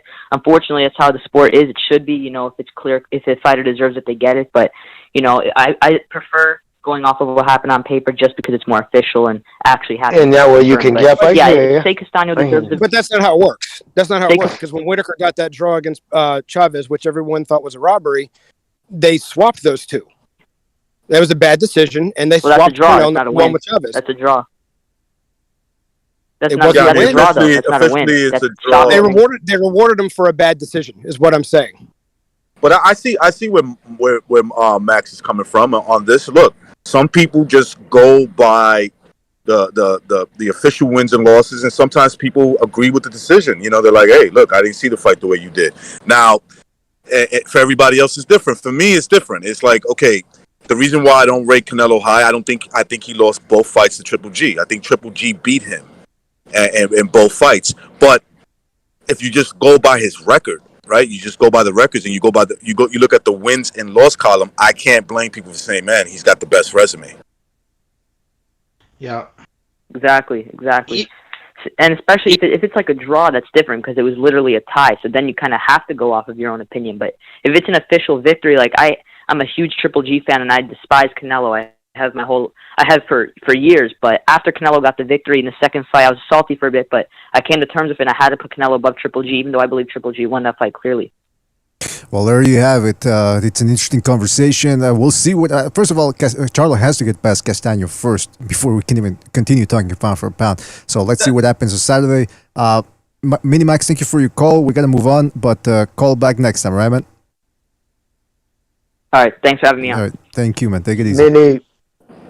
The name Triple G was brought up, and that reminded me of the fight between Triple G and Debriachenko. Debriachenko fought Castano and Debriachenko, similar styles. We know that Triple G is a power puncher. When he fought Debriachenko, he kept Triple G busy enough to where we know Triple G can hit hard.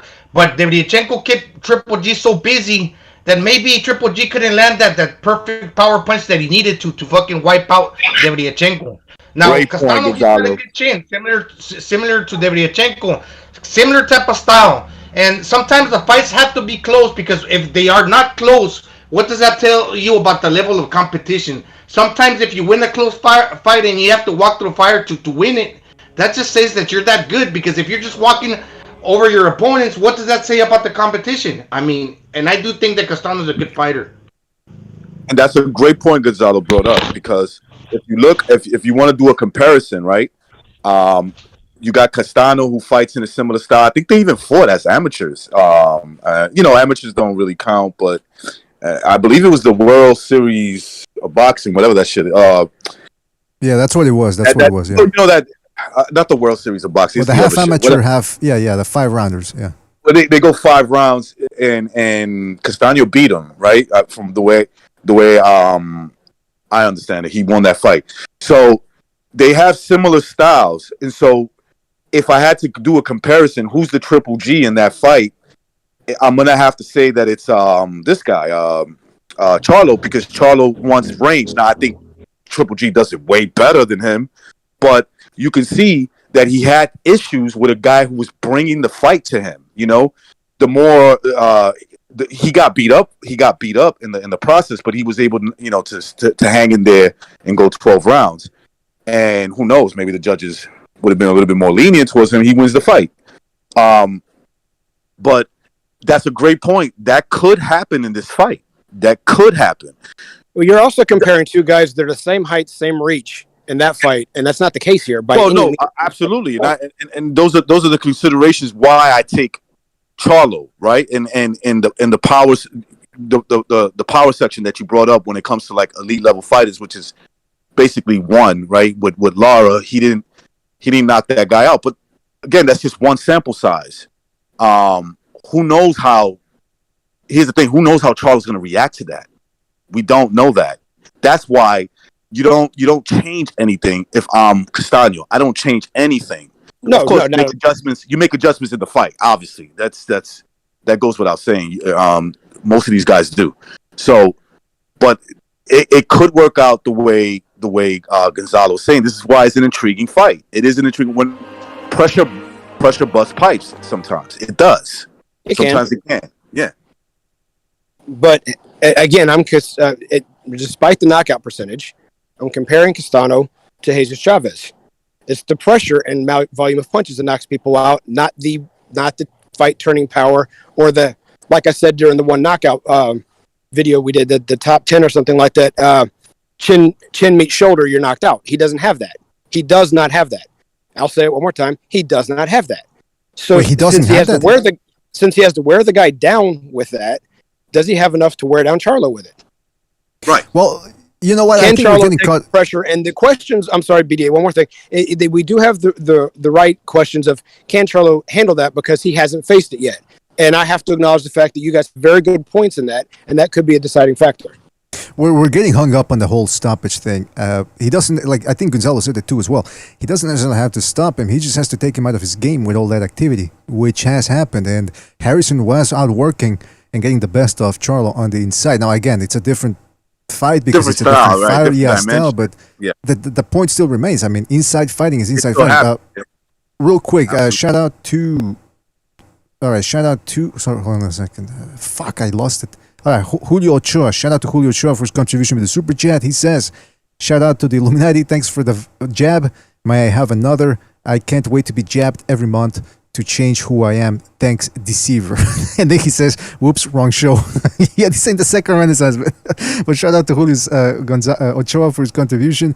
Then we got Octavio Sanchez. All the Mexicans are coming out. Says it was a draw for Whitaker. Whitaker didn't win. Get over it. We're still talking about that fight. That fight happening. Let me quickly interject with that I am no Whitaker fan. I only brought that up because of what Mighty Max brought in, not the fact that I agree with the decision or that I want a decision or that I'm any type of Whitaker supporter. That was just a scenario to compare it against a scenario. Well, yeah, and by the way, if anybody still feels that Chavez got away with a robbery, just take into consideration he's got a gay son he has to deal with now. So karma does come, what goes around comes around. Listen, man, listen. I've talked to Boxing Chief plenty of times, and I can tell you he's no Whitaker fan. But look, even though I live in his hometown. Right, exactly. So he's not a fan of the guy. I could vouch for that. All right, there you go. Recognize he's vouching for him. If Chief turns out to be a huge Whitaker fan, you're on the line there. And then he deceives me. That's basically that's not on me. That's on him. Well, listen. You guys know I'm a pretty straight shooter. I don't really hide my feelings. So yeah, you're right. What Frank says, Frank knows exactly. We've had in-depth conversations about that, so we're good. Well, let's go to the phone call. See what's going on here. Let's go to. Hold on, 267. You're on the air. 267. What's on your mind? Philadelphia. Hey, what's up? It's Philly Irish. How you guys doing? Good, Philly. Thank you for calling in, man. What's on your mind? The Irish. I like the name. Well, first of all, I think the Castano-Charlo fight's a 50-50 fight. It can go our way, but I picked Charlo in a very close decision because Castano has that pressure style that's constantly on pressure. Because I saw him fight Teixeira on DAZN, and it was constant pressure. One of the main reasons why he won the fight, he got the stoppage and everything. So I really think this is the biggest test for Charlo in his career. I think that he beat Harrison both times. I thought he was robbed the first fight against Harrison.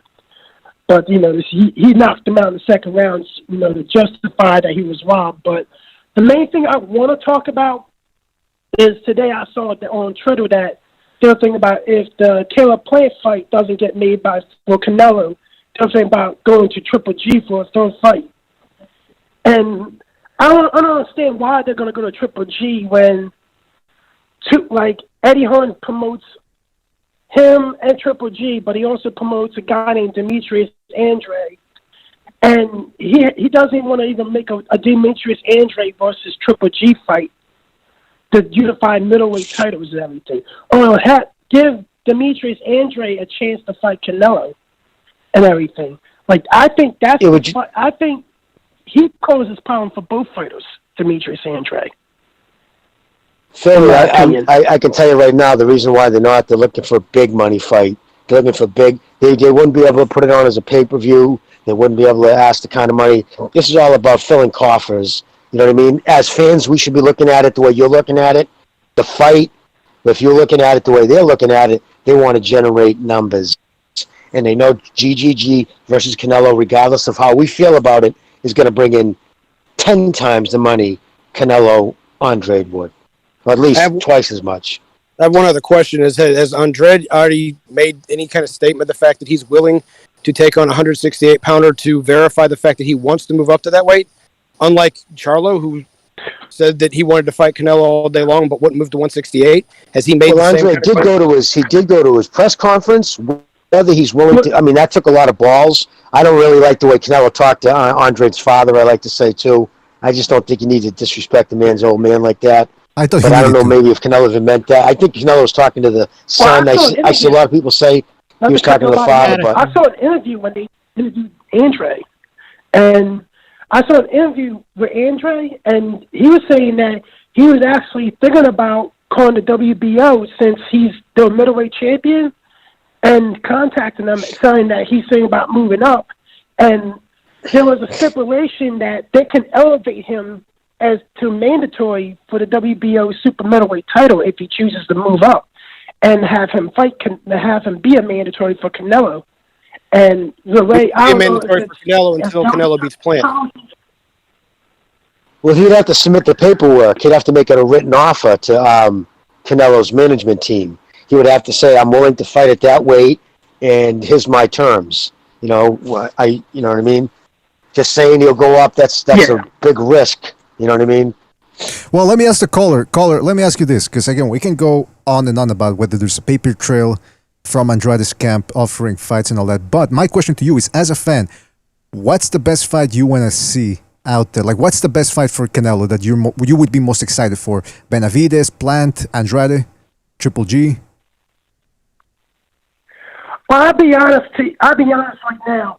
I definitely want to see a third Triple G fight because he's much older, he's much slower now, and I think he'll easily beat Triple G, and he might even stop Triple G. But if I want to see him have a big fight, I think I would like to see him move up to 175 to face off of Benavidez. Oh. Because I really think a fight with off of Benavidez, a puncher like him, I really think that would generate a big fight. That would probably be a big money fight. I agree. In my opinion. It would be sensational for sure. That would be a big event. And he'd take a big challenge for Canelo, man. Anyway, but that's the only question is he willing to move to 175? That's the only thing you got to ask when it comes to that fight. Absolutely, and I want to say more about that. But before we do, we do have to move on, caller. But thank you for introducing that subject, because I did want to get into it. So thank you again, man. Call back next time, right, man? All right, thanks. All right, take it easy, man. Yeah, I wanted to, that's a good, but real quick, because Canelo says right now, he says, well, I want to fight Triple G. I mean, the zone is saying that third fight with Triple G. You got to take what Canelo says with a grain of salt, because he says, after the Kovalev fight, he said, I'm never moving back to 175 anytime soon.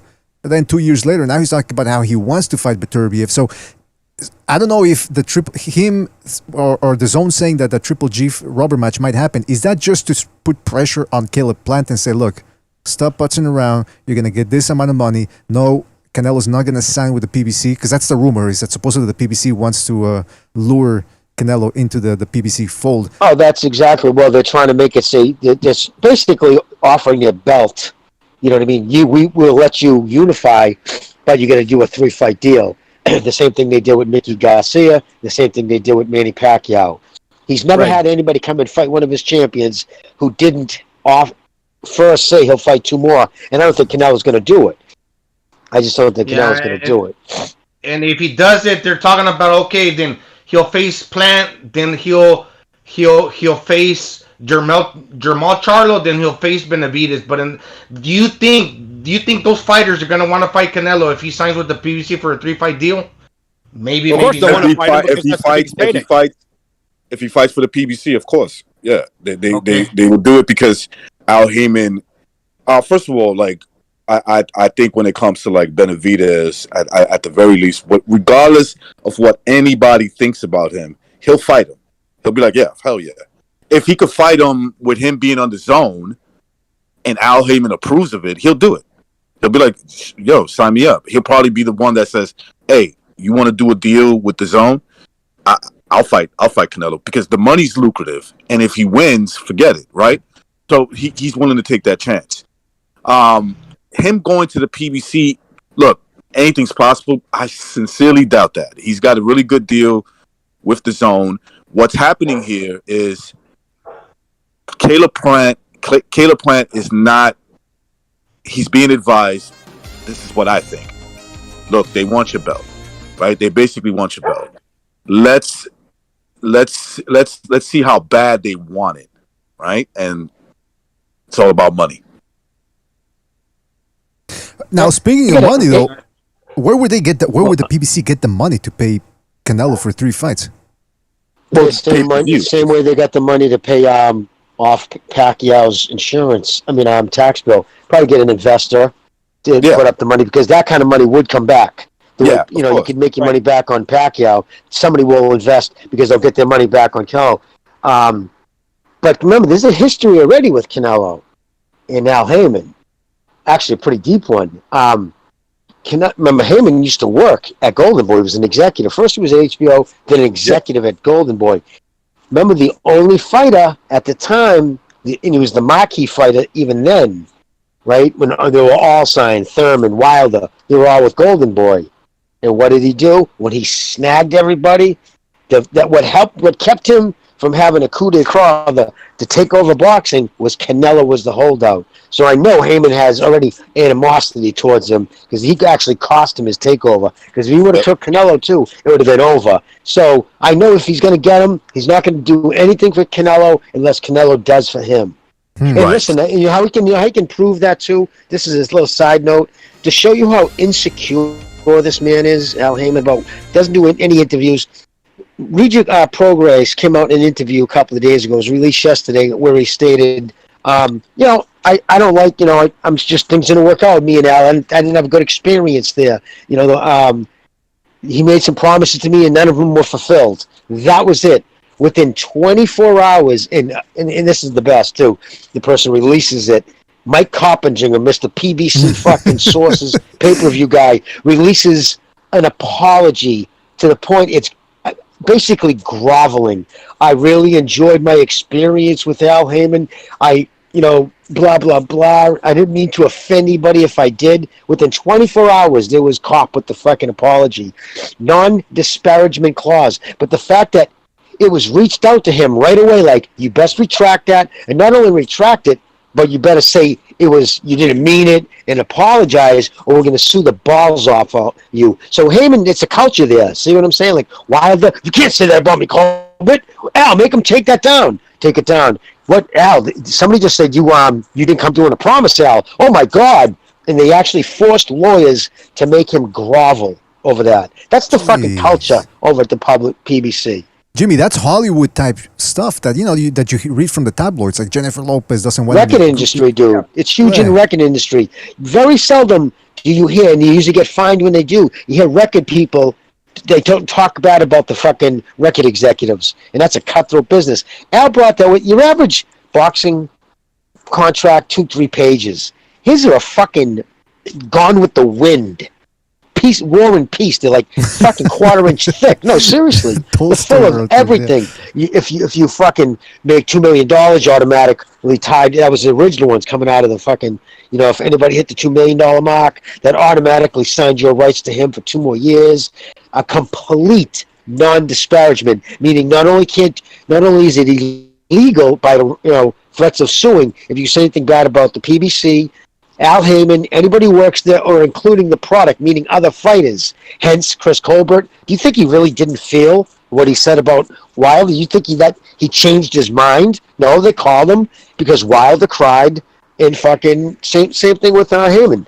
Heyman's such a fucking so insecure, he couldn't even handle the fact that Prograis said about him that he didn't fulfill a promise. So they had lawyers reach out to him. That's the kind of dude he is. That's why you need an attorney like mine with Raphael Shapiro who will proofread everything. He's got people that do that. And I'm not saying this is true or not, but I think allegedly he gives them pep pills like that for the truckers so they can stay up all night and really read that stuff. My lawyer, he's such a good lawyer. It always comes down to Raphael Shapiro, right? Raphael, it always comes down right, to yeah. Raphael, with a PH, you're right. It's a PH, it's not an F. But anyway, listen, real quick. Hold on, Gonzalo. Hold that thought. Real quick. Shout out to Julio Ochoa again with the super chat. He says, King Bucho, now they are showing. Okay, this guy's talking about second Renaissance stuff. He says, now they are showing aliens on TV.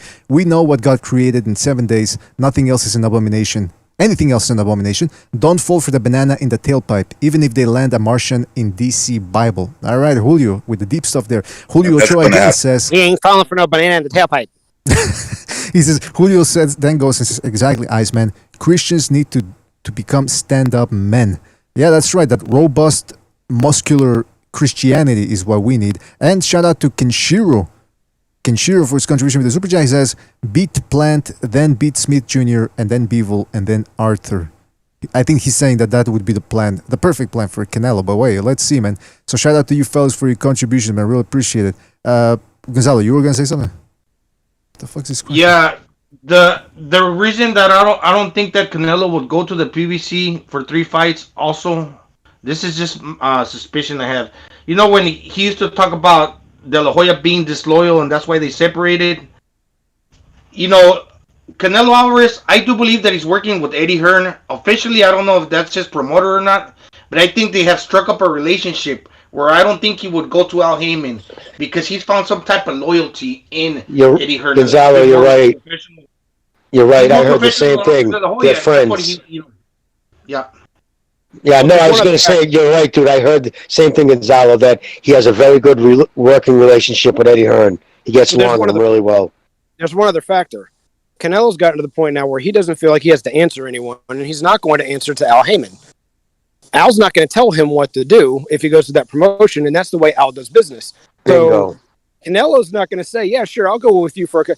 So back in the day when people would want to fight Don King fighters, the Duvas avoided those contracts because they usually lost their fighters for about 3 fights.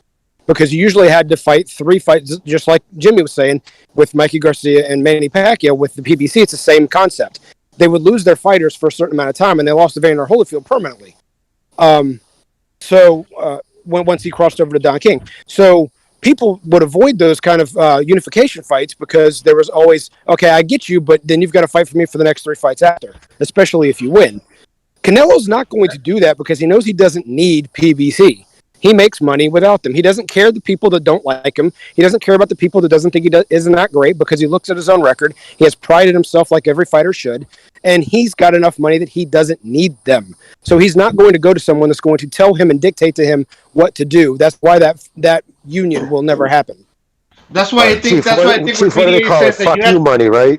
Oh, sorry, Gonzalo. When BDA says that you have to take what Canelo says with a grain of salt. I kind of believe that. Okay, yeah, he said he wasn't going back to 175, but the guy that got the belt in 68 don't want to fight him. They're trying to use that belt as ransom to hold the division hostage. So if he's not willing to fight him, they're also playing games with Canelo, right? They're also playing games. So that's the reason. Gonzalo, would you pay Plant? Would you pay Plant $10 million? For the last belt, maybe, but make the fight happen. Don't stall it any longer. And I believe that's what Plant's looking for. I believe Plant's looking for $10 million plus. Plant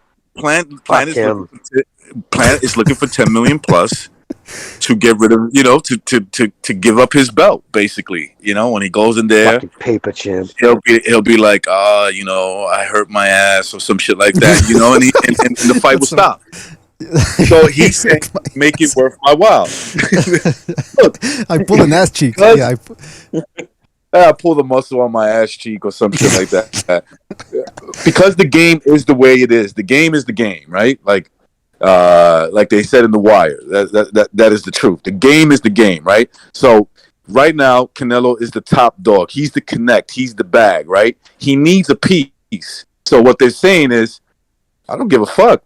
How much are you willing to give me? Because I know Al Heyman's like, I know I'm not going to sign you. Like, the chances of that happening are very slim. So he's the implant. Yeah, trust me, if he tells Plant, fight him for $5 million, that's cool. He's going to do it. Plus, he'll lose the belt. That's a very big thing. That's the reason why a lot of the PBC guys align themselves with them junior belts. Because what happens, like, say, Teofimo Lopez, because in the WBA, I believe, Giovanni Davis owns the baby belt. That Reggie belt at 135. So if he fucking bounces up to 140, all of a sudden they hand it down to Giovanni Davis. He gets first crack. So right now it's very important. Like Al's strategy, he wants to collect belts so he can control them. He's not going to, because listen, fuck that. Canelo would beat the brakes off of fucking Plant. And you know what? You know what I mean? You know what, Jimmy? If he doesn't take that fight, you know who it's going to affect? It's not going to affect the PBC. Really, it's going to affect Caleb Plant because Caleb Plant is going to lose to a David Benavidez or he's going to lose to a David Morrell Jr., the guy that knocked out Casares, the guy. Those guys are bigger fishes. And now Heyman recognized, let me pass the belt on. Let me fight between my own company. Let me pit Plant against one of those two guys, and I still have a belt at the and the PBC. Then I'll face Canelo with a bigger chance of beating Canelo with those two fighters. I think you're right. I think Benavidez is going to get Plant, and there's a couple of reasons for that. First up, he's the person who's more likely to hold on to a belt at 168. Again, no disrespect to him as a person, but he's a paper champ. Absolute paper champ. He's not legit at all. I don't give a fuck what anybody says. And they have to keep Benavidez happy.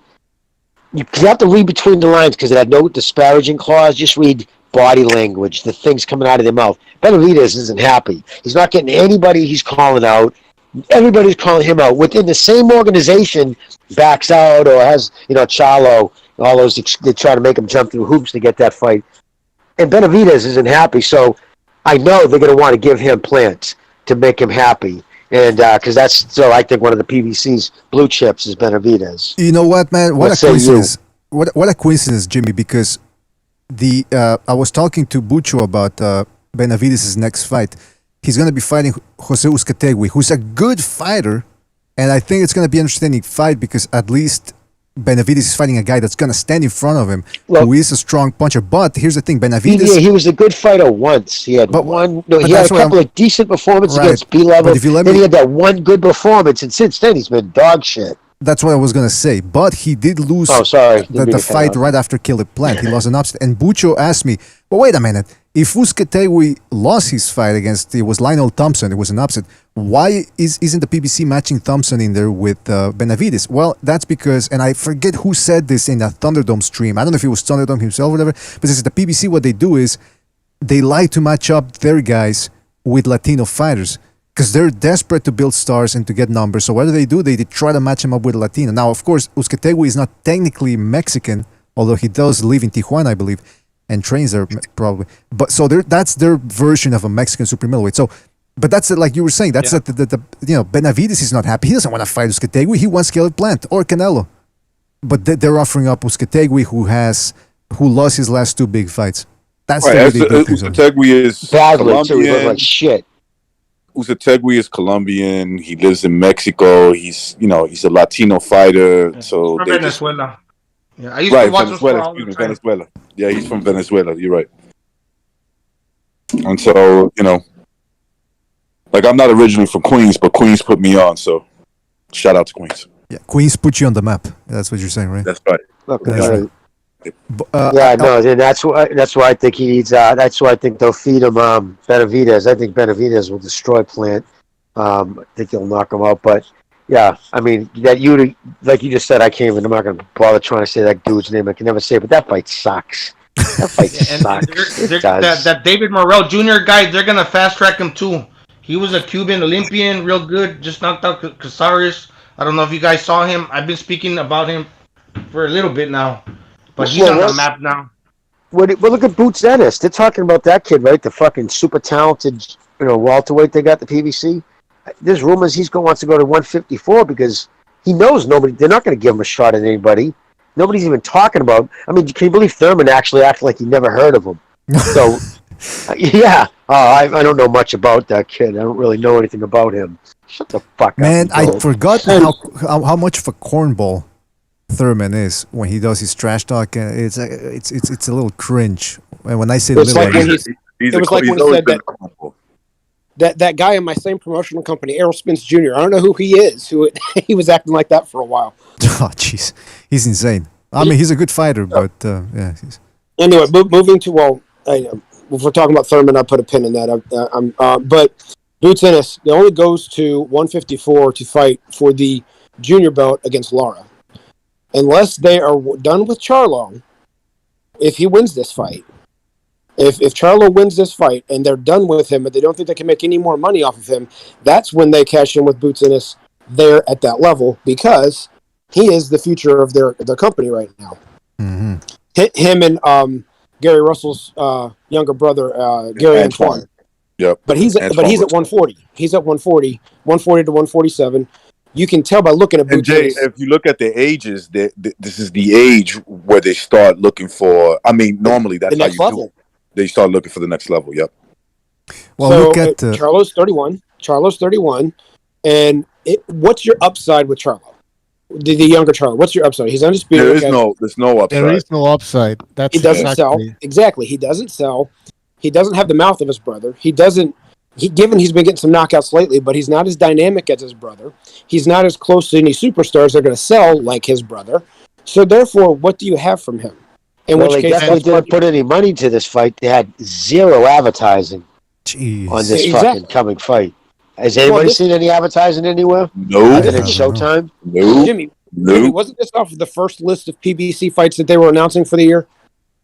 Well, when Showtime released their schedule, yes, it was a part of that. They had two or three decent fights in there. That was considered one of the better ones because it's for all the marbles at 154. But let's just be honest, it's only for all the marbles because he happens to have that guy in the contract because he was outside the PBC. It wouldn't be happening. And then the other one was the one fight on that whole list that I wanted to see the most was Donia against the other dude, but he just bailed because of the fucking taking, hasn't been drug tested in over a year.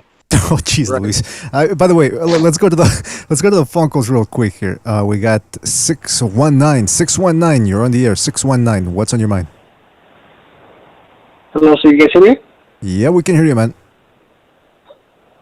Alright, so we're talking about Charlo, right? The little brother or the older one?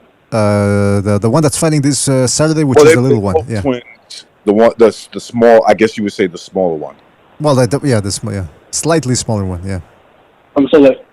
So what do you guys think? Like, if he beats Castano because of the speed, do you think he should be in the top 10 pound for pound or not yet? Well, we've been having that debate. He should be, but definitely not top 5 pound for pound. Top 10 is above Spence.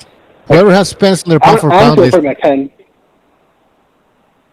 Butcher, you said you would put him above Spence? Yeah, I think he has to be above. How can you have Spence above this guy? Above Jermell? Well, I mean, is anything Charlo's done better than a Danny Garcia win? Yeah, he's the king of the division, whatever. Oh, come on. He's the king of his division. Did you say Danny Garcia? Not even the king. Spence hasn't fought Crawford. Spence is about to fight Pacquiao at this point because he didn't fight Thurman like 2-3 years ago. Right? Pacquiao ended up fighting Keith Thurman. He defeated Keith Thurman. Listen, you have to be at least the best in your division to be a top 5 pound for pounder. Exactly, I agree. I don't put all of that on Spence and I'm not a huge Spence fan. I don't dislike him, but I'm not a bandwagon guy of his. It wasn't his fault he didn't fight Thurman. Thurman wouldn't fight him unless he was the number 1 contender, so they went after Kell Brook instead because he was number 1 in that division. And then Thurman never really entertained the idea of a unification fight. I can't hold that against him any more than I hold against Crawford. He hasn't fought the PBC guys because they haven't tried to fight him. So I can't really. I understand your point, Bucho, but I can't hold that against a guy who wanted to fight with a guy who didn't want to fight him. Who didn't want to fight him? Yeah, Thurman did not want to fight Spence. Thurman clearly did not want to fight Spence. Oh, fair. I thought you meant Crawford. I'm like, no, Crawford, I believe, wanted to fight him. Well, whatever, but he didn't fight him, right? Like, I'm not saying Chief is probably right, but he still didn't fight Keith Thurman. So, I mean, it doesn't matter. I mean, we're talking about the pound for pound list. How do you become the best pound for pounder? You got to fight the best. He didn't fight the best. Danny Garcia, look at his, right, Bucho, go through his record. Danny Garcia is the fucking gatekeeper. Hasn't had a significant win since 2013. He's got Porter. I think Porter's a great dude. Gives you 100%, but always does enough to lose. You know what I mean? Just went life and death with Granados before he fucking, you know what I mean? And he couldn't stop a fucking career 100 super featherweight who's had 4 fights above 126 pounds. I mean, 130 pounds. And he couldn't even stop him. You guys are screaming everything that I've been saying since you let me be a panelist. So I'm not disagreeing with you. I'm not holding against him. I'm not fighting the best in regards to Thurman because Thurman didn't want to fight him. Oh, no, I wasn't talking to you about you. I was talking you were about talking general, to him. brother. Stop making excuses, Jimmy. You were No, I talking wasn't to him. talking. That's why I'm surprised. No, I didn't know. Yeah, caller, what do you think? Well, caller, what do you think? What do you think about this? Would you have Charlo top 5 at 10 pound for pound if he beats Castano? What is this crackling? I don't know about top 5. I mean, I'll probably in the lower 10 because like I'm a top 5. I got Canelo, AJ, Teofimo. Probably put Josh Taylor up there. I mean, he could be, but I wouldn't put him there. All right, well, there you go, man. I mean, listen, if he dominates and brutalizes Castano, I think then he would have an interesting case for a top 5. But definitely, if he beats him, top 10. That's my opinion. Hey, well, listen, caller, thank you for your call. We got to move on, but call back next time, right, man? Salute. All right, peace, but also, do you think what excuses do you think Caleb Plant will make? Like, do you think he'll say that the water is spiked? Caleb Plant? Do you think he'll say that the water was spiked or something like that? Caleb Plant? Yeah, probably, but I think his face is going to fall apart, so he's probably going to say that there was some invisible barbed wire or something on his opponent's gloves. That's my thing. All right, listen, caller, we got to move on, man. Thank you for your call. Catch you next time, all right, man? All right, peace. Take it easy, man. Peace. Yeah, I think Caleb Plant's face is gonna fall apart. This guy, he gets hit with one shot, and he looks like Jim Caviezel in Passion of the Christ. Now, look, I also wanted to talk. I'm here all night, folks. Now, what was I gonna say? We were talking about the Canelo Plant, Benavidez. Yeah, that whole thing. Oh, I also want to bring this up, fellas. Teofimo Lopez. Every 2 weeks, something new comes up with the fella. Now there's a rumor out there. Oh, by the way, hit the like, fellas. Hit the like. Don't forget, hit the like. Really Smash that like. Smash it. Yeah, don't just hit it. Smash it. Smash your keyboard with your fucking fist. Smash it, motherfuckers. It's free. It doesn't cost you anything. It's free. There you go. I wanted to ask you, fellas. Teofimo Lopez, now it's coming out now that Triller might want to recoup its money by making the fight in Australia. That's what Steve Kim was saying. He was speculating that perhaps Triller wants to make the fight in Australia because he got offered a side fee, substantial side fee. That's the theory. But Lopez doesn't want to go to Australia because A, he says he's going to have a kid soon, and B, he would have to be 2 weeks in quarantine, blah, blah, blah. And so now the rumor is that they might vacate the belt. He might vacate the IBF or whichever belt that is. So now not rumor, definitely. He said he's not going. He will vacate if they try to make him go to Australia.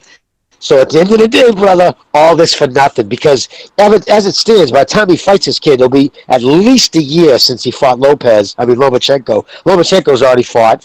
You know what I mean? So what's going to end up happening, if you take away the time of, that time, I always say it's our most precious commodity, and then time as the undisputed champion. So he's already cost himself another fight. So if he yanks that belt, gives up the belt, doesn't take that fight, this was all for nothing. And he strained his relationship with Bob all for nothing. So where's all those people who are like, yeah, fucking man, I'm glad he's listen, all in his corner now. Jimmy, this guy's an asshole. That's all it is, man. Look, he's not. American fighters, right? They're not built to go on the road. They're just not. Like, let's not pretend like there's reasons other than the competitive nature of a fight. That's all it is about, okay? They're not built like that. He's not built that way. I'm not saying he can never be built that way. He's not gonna take a risk of going to Australia and he's feeling fucking homesick because he's never been past Brooklyn, dude. He's never been past Brooklyn. So, he's like, man, you're gonna make me go all the way to fucking Australia. Down under? Right, you're gonna make me go down under. No, hell no. I'm not. For 2 week quarantine too. His old lady wouldn't have let him do it. That's the big problem with Lopez. He's not Lomachenko. He's not these guys. Okay, yeah, he got a fucking victory off of him. Okay, shout out to you. But he's not built like that. He's not one of those guys that are gonna keep taking on top contenders, do it on the road, and you think he's gonna come out alive. No, that's not who he is. He's not built that way. Right, so the dude is stupid. He just ruined the relationship. Like, he skewed the relationship. Let's just put it that way. They're still in business together. But now, Bob is looking at him with the side eye, and it's like, hey man, I might put you in there tough with like somebody like Lomachenko, and if you lose, motherfucker. I don't care, and so I think he's gonna vacate the belt. That's what I think he's gonna do. I think he's gonna vacate. Somebody will fight for the IBF belt, maybe Lomachenko, or if Lomachenko is going to fight Teofimo, then somebody else will. Somebody else will bid for that. We know what Bob Arum did to Manny Pacquiao when he went down under over to Australia. He threw him down under the bus. Oh yeah. Well, I mean, that's what's happened with Manny over in the PBC too. Bob said, "You're not leaving with my belt.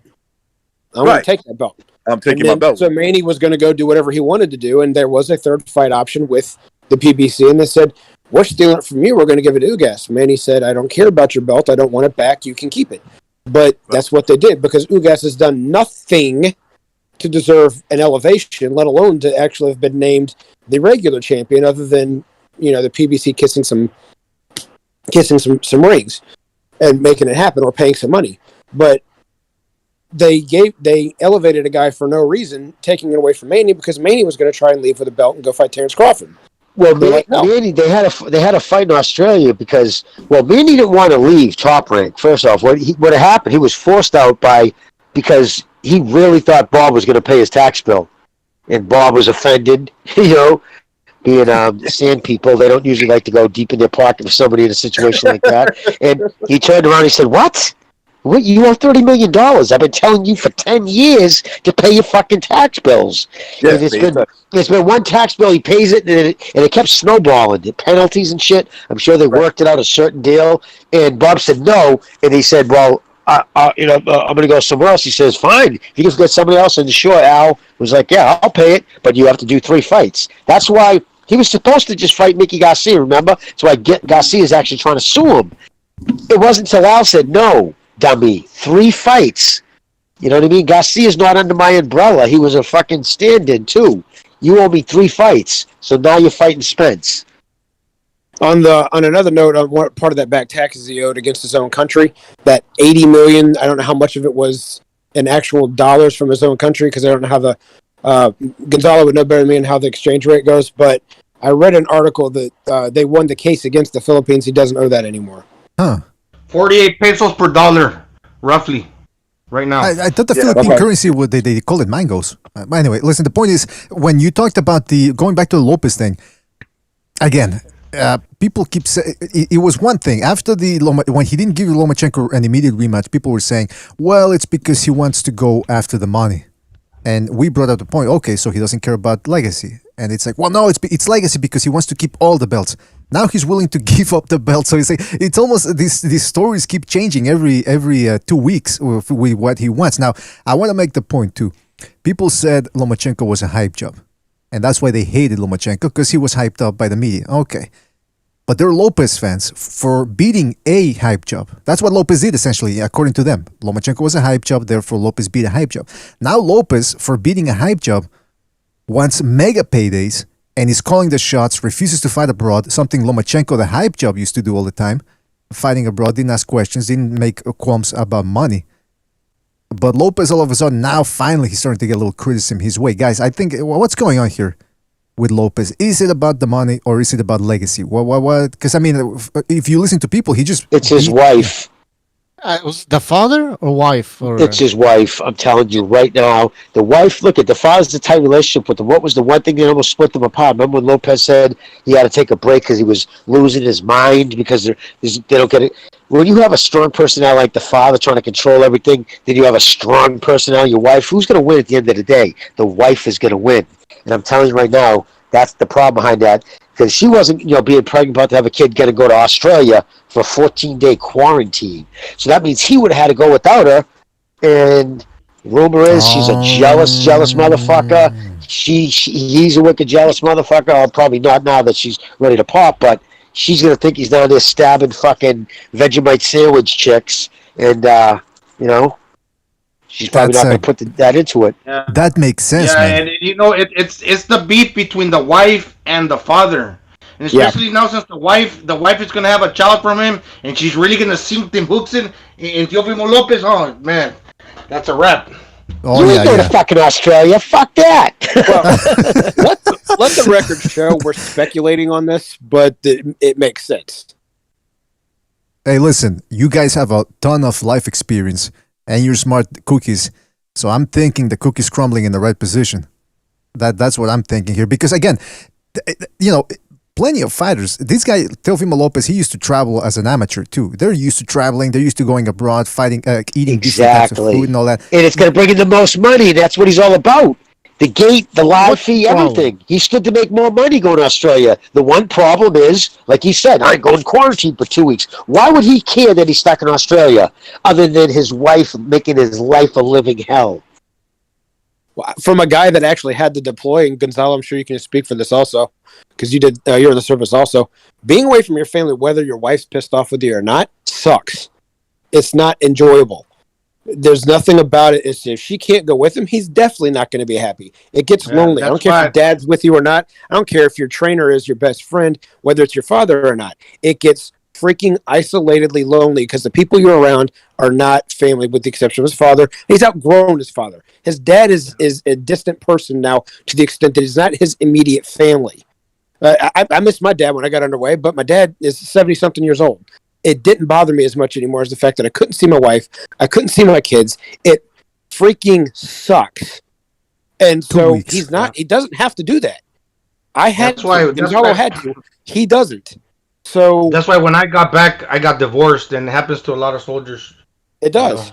You come back to a person that becomes a stranger in your life, you have to get to know them all over again. Like what Journey said in their song, I get the joy of rediscovering you. Well, that doesn't always happen like that. You have to relearn your family. You have to relearn.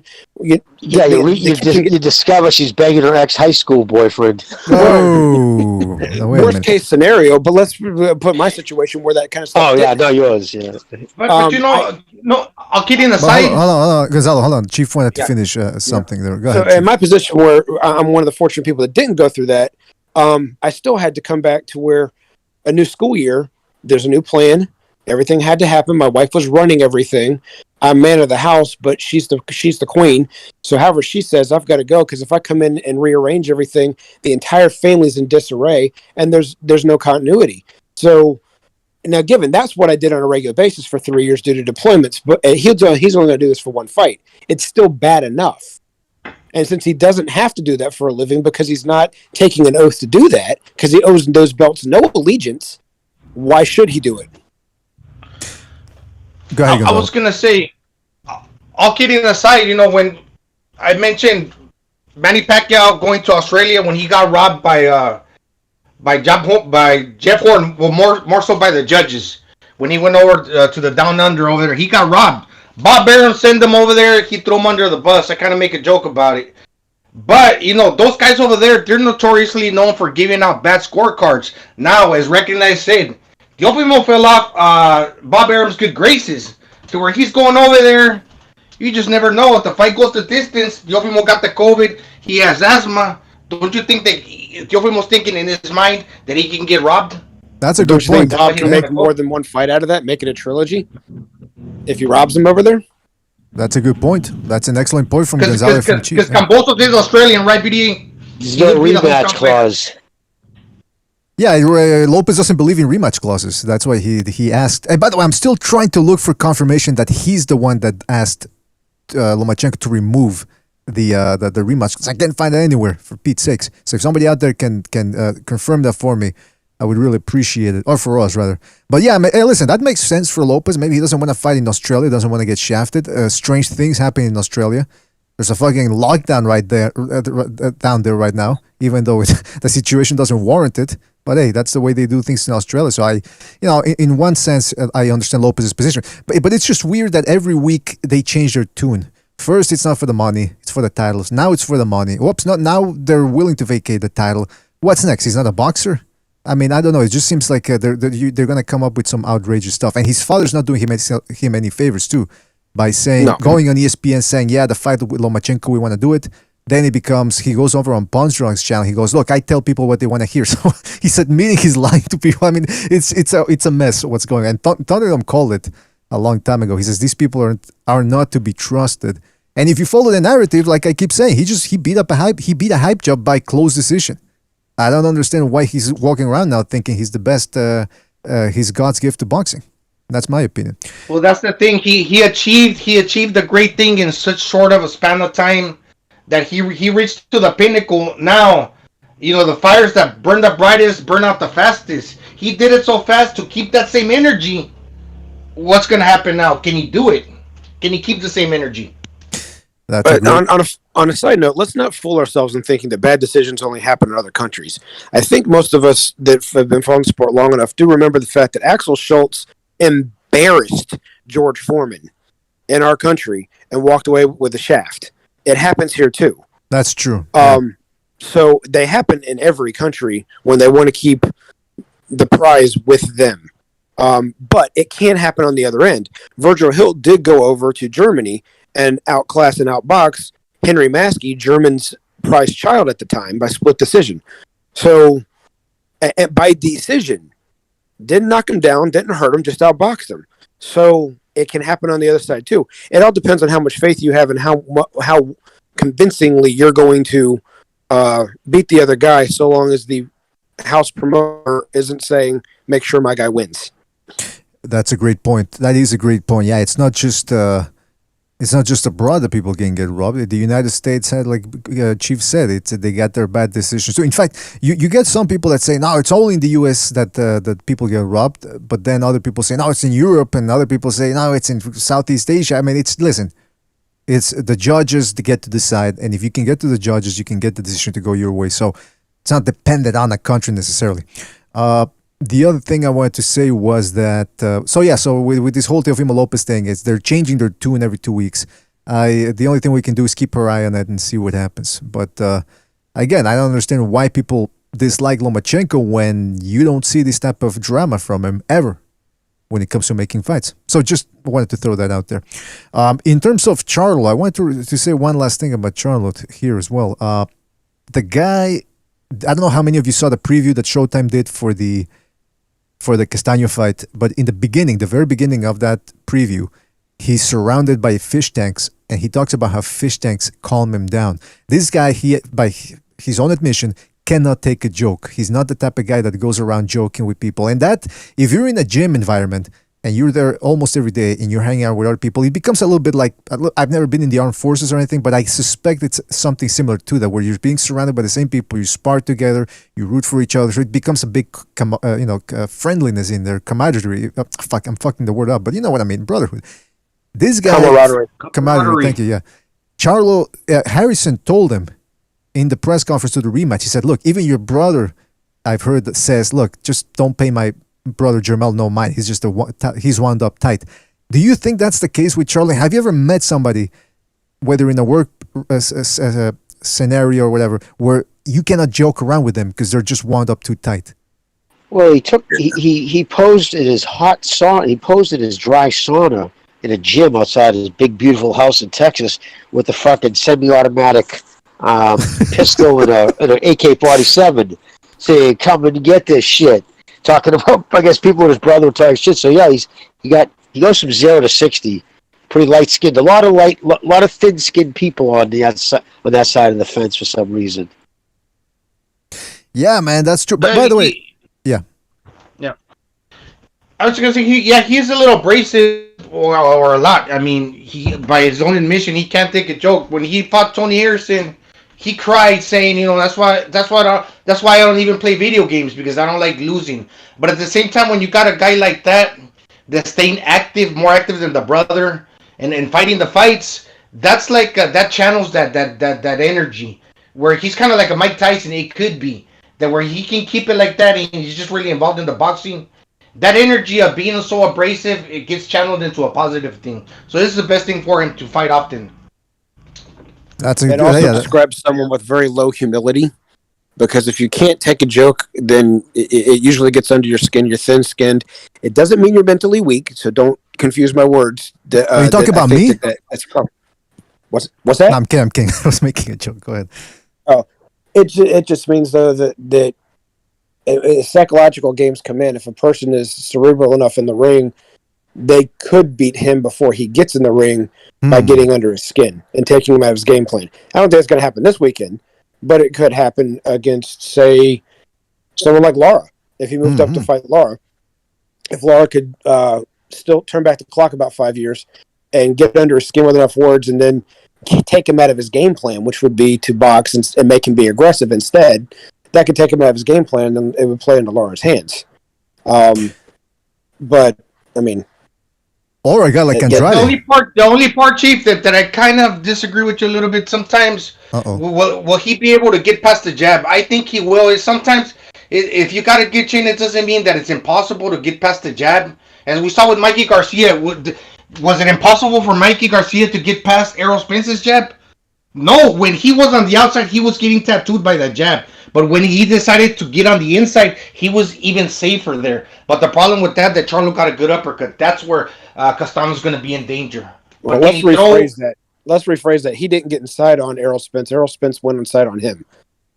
I doubt that because he told his father. Errol Spence, he pitched a shutout. Well, I know he pitched every. He didn't win a single round. I know that. I know every. In fact, he won. Yeah, but he was getting more hit on the outside than in the inside. When he got on the inside, he was actually safer there. Getting up on Errol Spence's chest. I'm not arguing that. I'm saying what happened was when they went inside, it wasn't because Mikey did anything. It's because Spence took the fight there. Yeah, I get what both of you are saying. You know, like Gonzalo's point is that once Garcia was on the inside, he could tuck in those elbows and wasn't in danger anymore, or as much danger, although he did take a bit of a chelik in there. And to Chief's point is that was a fight Spence made that to be, because he got tired of jabbing Mikey Garcia's nose in and decided to actually take it on the inside. So we'll see, like I said, with the Castano-Charlo fight, we'll see what happens, man. And by the way, I do think a guy like Andrade could get under Charlo's skin, but Charlo, like Gonzalo said, maybe Charlo does fight better with that fire. All I will say is it's bizarre to see a guy so unwilling to joke around. Maybe he does joke around, but only with a select few people that he really truly is comfortable with. But it just, even it seems like, according to what Harrison said, even his brother feels that he's wound up too tight. So it's an interesting scenario to have there. Also, I would say that circle's very small. Yeah, it looks like and the whole fish thing, the aquarium thing does work. It's really peaceful. I've had fish tanks throughout my life. Not now. I should think about getting one, but yeah, that's kind of cool. Yeah, fish tanks definitely, man. It calms you. I've heard that from people taking care of it too as well. It's almost like, for some people, those people that do Japanese tea and they do the whole ceremony and everything, and it calms them down. Somehow it's the same thing with fish tanks. Also, I wanted to bring up the whole Jake Paul versus Tyron Woodley. They had the press conference a couple of hours ago, and they had a robot or something in the background, a guy in a robot suit, and but in fact, Jake Paul looks bigger than Tyron Woodley. I thought they were about the same size, but this is going to be a Showtime pay-per-view, no longer Triller involved. So was that the same guy that fought Mayweather? No. This is Jake Paul. Is the guy who can crack. That's the one that knocked out the basketball player. Yeah, and the wrestler, the MMA guy. Got you. That's right. So I was watching it, and there was about 60,000 people in the chat. I mean, watching it live, and I'm thinking, whoa, this guy. The Showtime is they're on a gravy train right now, because I do think this could do decent number. Or am I wrong here? Do you guys think this is going to do good numbers, and is this good for Showtime in the short run when it comes to... Showtime is all about the views. So they like, I'm not going to just accuse them of that. So they're more interested in the clown show over boxing, because it's going to make more money. It's going to have more viewers. Yeah, because Jimmy, is this part of the Showtime agenda? Because from what I remember, you said that they were trying to distance themselves from boxing, right? Or is this going to? Well, they sunk a lot of money into the. Just look at the advertising they do for, whatever what is it called? What's that? It's not the UFC. It's Bellator. Bellator. Yeah. I mean, they put big money into their fucking, advertising. Without a doubt, they're sinking more money into that. And there's no fight. That's the reason why all these other fights are going to pay-per-view, like Barrios against Davis. There was no platform to put them on. Nobody was going to pay, the money that Davis wanted, so they had to go to a. Yeah, I don't know how it's going to continue to go. I mean, he's got too many fighters. He's got at best, a handful are going to get a fight a year. I mean, something's got to give. And like you said, none of these guys can talk bad about him. In fact, I was looking at the picture you put. Was that Haymanites who did that photo with? Yeah. It says here that's the thing. It's I'm going to read it. I can't put it up on the screen right now, but what it says is This was a tweet from Everything Boxing, and it says, it was quoting Regis Prograis, who said, I was promised the Barrios fight. Barrios said he could not make 140 and had to go up. Then I heard he was fighting Davis. We were promised Adrian Broner. None of the promises Heyman made to us came true. Then Mike Coppinger tweeted an apology from Prograis, saying my comments were taken out of context, blah, blah, blah, blah, blah, blah. And then at the end says, the truth is, one fight I worked with on Al, I had a great experience. I never meant to offend anyone, and I apologize if I did. So, obviously somebody told him to say that. So offense is the thing in contention here, that somebody was offended by the mere fact that he would dare to say that he didn't have a good time over at the PBC. So just goes to show you, when you get a guy like Charlo and Benavidez not getting the best fight, and he's got 100 fighters in his stable, Heyman does.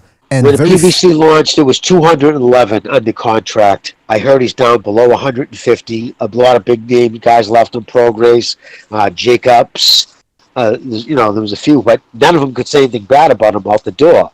And I think it's for 5 years after they leave. Jeez. But again, but did that apology, that groveling apology, worthy of what he said? What did he really say? Yeah, just the promise didn't come through.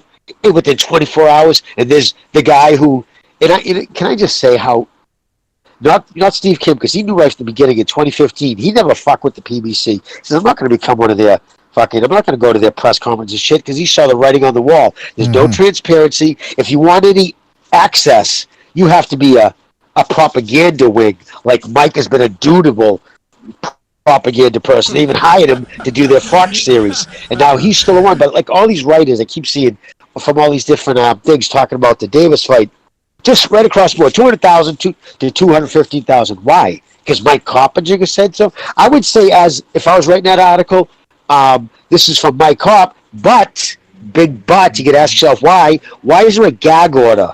Why would you trust that's the number when the people who have the number the night of the fight, Showtime knew by the next morning exactly how many they had. Steven Espinosa even talked about the fight, but didn't go as far as saying what the number was, because they know whatever he said, they could verify. So the fact that, you know what I mean? Okay, you're saying no more, we're going to release them. And now it's Carpenter's sources, and the same guy who's just releasing this apology. The sources are the PBC. So if you're going to say, okay, so they're coming from the promoter, why is that bad? Well, why is it bad? Because the promoter put a gag order on the person who actually knows what it is. You know what I mean? Dude, nobody's talking about that. No writers are talking about and it's just, I don't know. GB, I'm surprised they don't, if somebody breaks a gag order, they don't tie them to a pole in a public square and just cane them like they did to that American guy in Malaysia. What was it, in Malaysia in the 90s? Or there was some guy. Malaysia, yeah, they caned his ass. I'm thinking that maybe the PBC is going to do something like that. Wouldn't surprise me. In the chat, Norman Luis says, I need a contract like that for ex-girlfriend. Look, it's you know what? Not for nothing. Be the perfect one. Not for nothing, but that's what it sounds like. It sounds like, it's like somebody who would. So, speaking of canings, I got a quick story. Too funny. We were doing law enforcement training one time, and a chief was teaching it to us on what to do. He says it depends on where you are and the use of force you use.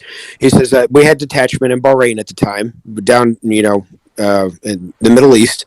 And he said, when you're over there, you can pull a gun anytime you want to. If someone's really trying to do harm, they'll take a bullet because, they're dying for Allah. He says, but you pull out the asp and you pull the baton out, you pull it down. They have public canings there. They know how it feels. They will get on their knees and drop their weapon immediately. Whoa. He says now, maybe not if they have an AK-47, but if they come at you with a knife and you pull a gun, they're going to keep charging at you. You pull the baton out and extend it out, they're dropping the knife and getting down because they know how that feels. But it's also the dignity part, right? If you get killed, hey, you got killed, man. People remember you as the guy that charged the cops. But if they tie you to a pole and smash your ass cheeks. I was going to say, by the way, Ruggiero gave a thumbs up. He gave a thumbs up to Coppinger for tweeting out his apology. So why would you, yeah, there you go. So I don't even think that came from him. I think Heyman said, don't worry, we're going to send something out.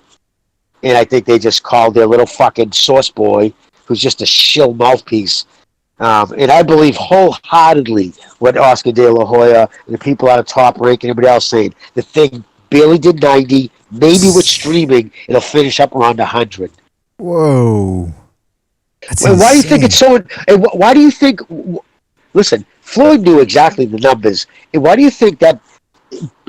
Ellaby's usually the person who does all the talking because he just will let nonstop diarrhea come out of his mouth. He just lies. Like, dude, it's pathetic. I mean, it's a sellout at 12,000, the same stadium. It's a sellout at 14.6. You know, it's 21,000. You ghost the upper bowl so you can call it a fucking sellout. You fucking charlatan. It's just a joke. And then when you push him on it, oh, it's a cultural thing. You're racist. That's why you're going after him. That's He right. pulls the fucking race card. It's a joke over there. And the fact that again nobody's calling him out on it. You know It's what? just You know something? ridiculous. You know something? I'm gonna try that. The next time me and my wife get into an argument, I'm gonna say, "Shut up, racist." I say it to my girl all the time. You just hate white people. Both my wife and I are Irish German. That ain't gonna work.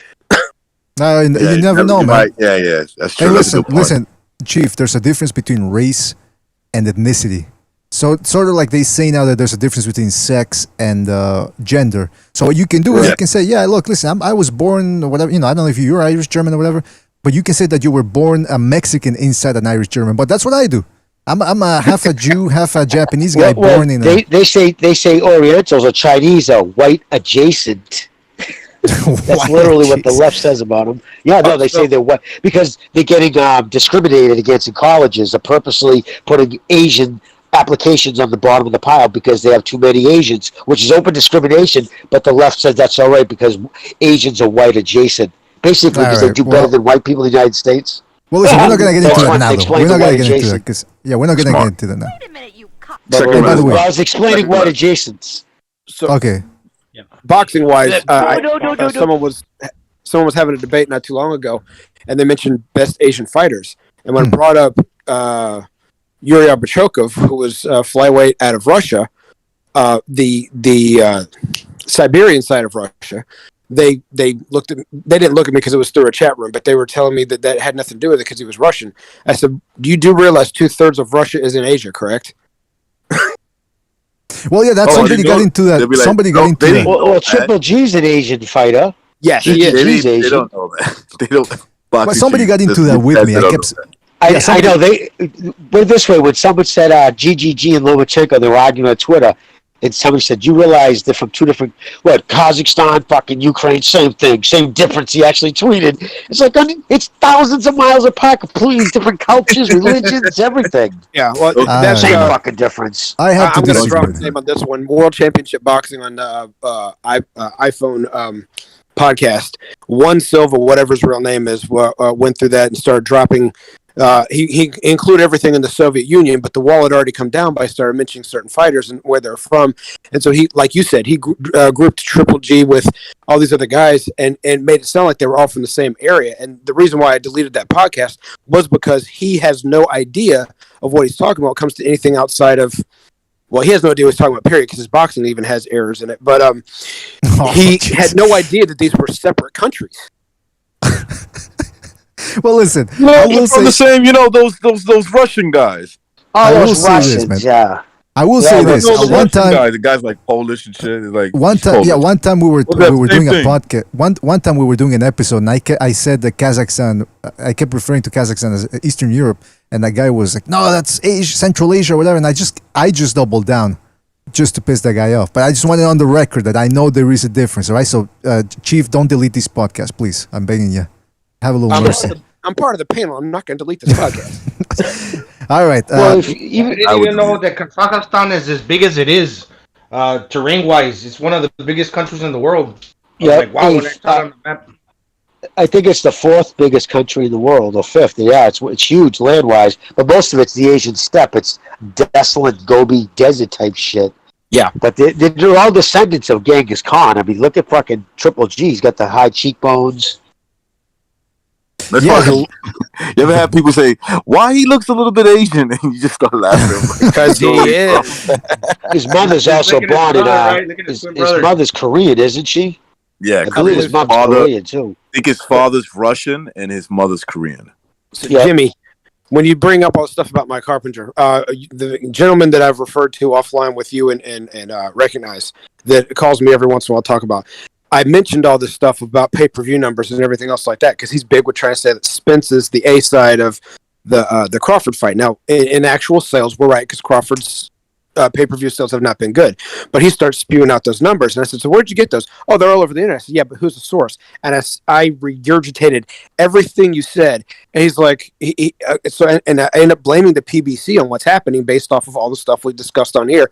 And you need to quit being so biased about everything. Why don't you do some research? That's like, I gave you detailed information on exactly because they don't, because you said something he can't counter. It's very important. Where I was going with that, Floyd came right out after the fight. Why do you think Floyd said? Why do you think he would put that much shit on? Because look at how much shit they've been catching. Because Floyd said we're going to keep everything in house. Why would they do that? It's not just because Al doesn't want to share the wealth with other make other. I mean, that was Ellaby's excuse. Why do we want to give other promotions, access to our fighters? No, the reason being, if I was fighting Giovanni Davis, you guys were my manager, the first thing you would say, okay, let's sit at the negotiation table. You're going to say, well, Davis did this. And you're going to say, okay, I don't want to hear it. Show me the paperwork. I like how you changed Tag's name to Giovanni. Giovanni Davis. Yeah. Giovanni Davis. Giovanni. There's a lot of Giovannis in, Italian. But the reason being, because if you're going to fight, whoever's going to fight him outside the PBC, they're going to have to open the books up. They're going to have to say, all right, you're going to have our lawyers look at this is what we're asking this because this is the numbers he's doing. You can't just say he's doing those numbers. You're going to have to prove it. And if they go against somebody outside, maybe they'll keep it their secret. Maybe they won't. Who knows? Maybe Bob might say, by the way, if they have a falling out later, say, oh, by the way, we started what Davis really did. It was only 100. And you know what, man? What was him going to do then? Thunderdome also made a good point during one of his latest episodes. He said the fact that Ellerby and Mayweather said we want everything in-house because we don't want to give shine to any other promoters, or we don't want to give them props. In other words, what they're saying is they're not all that confident that Davis beats the other guys. That's what Thunderdome brought up. And I said, you know what? That's a great point. They're afraid that he's going to lose and that they're going to get the shine. Why else would he say it then?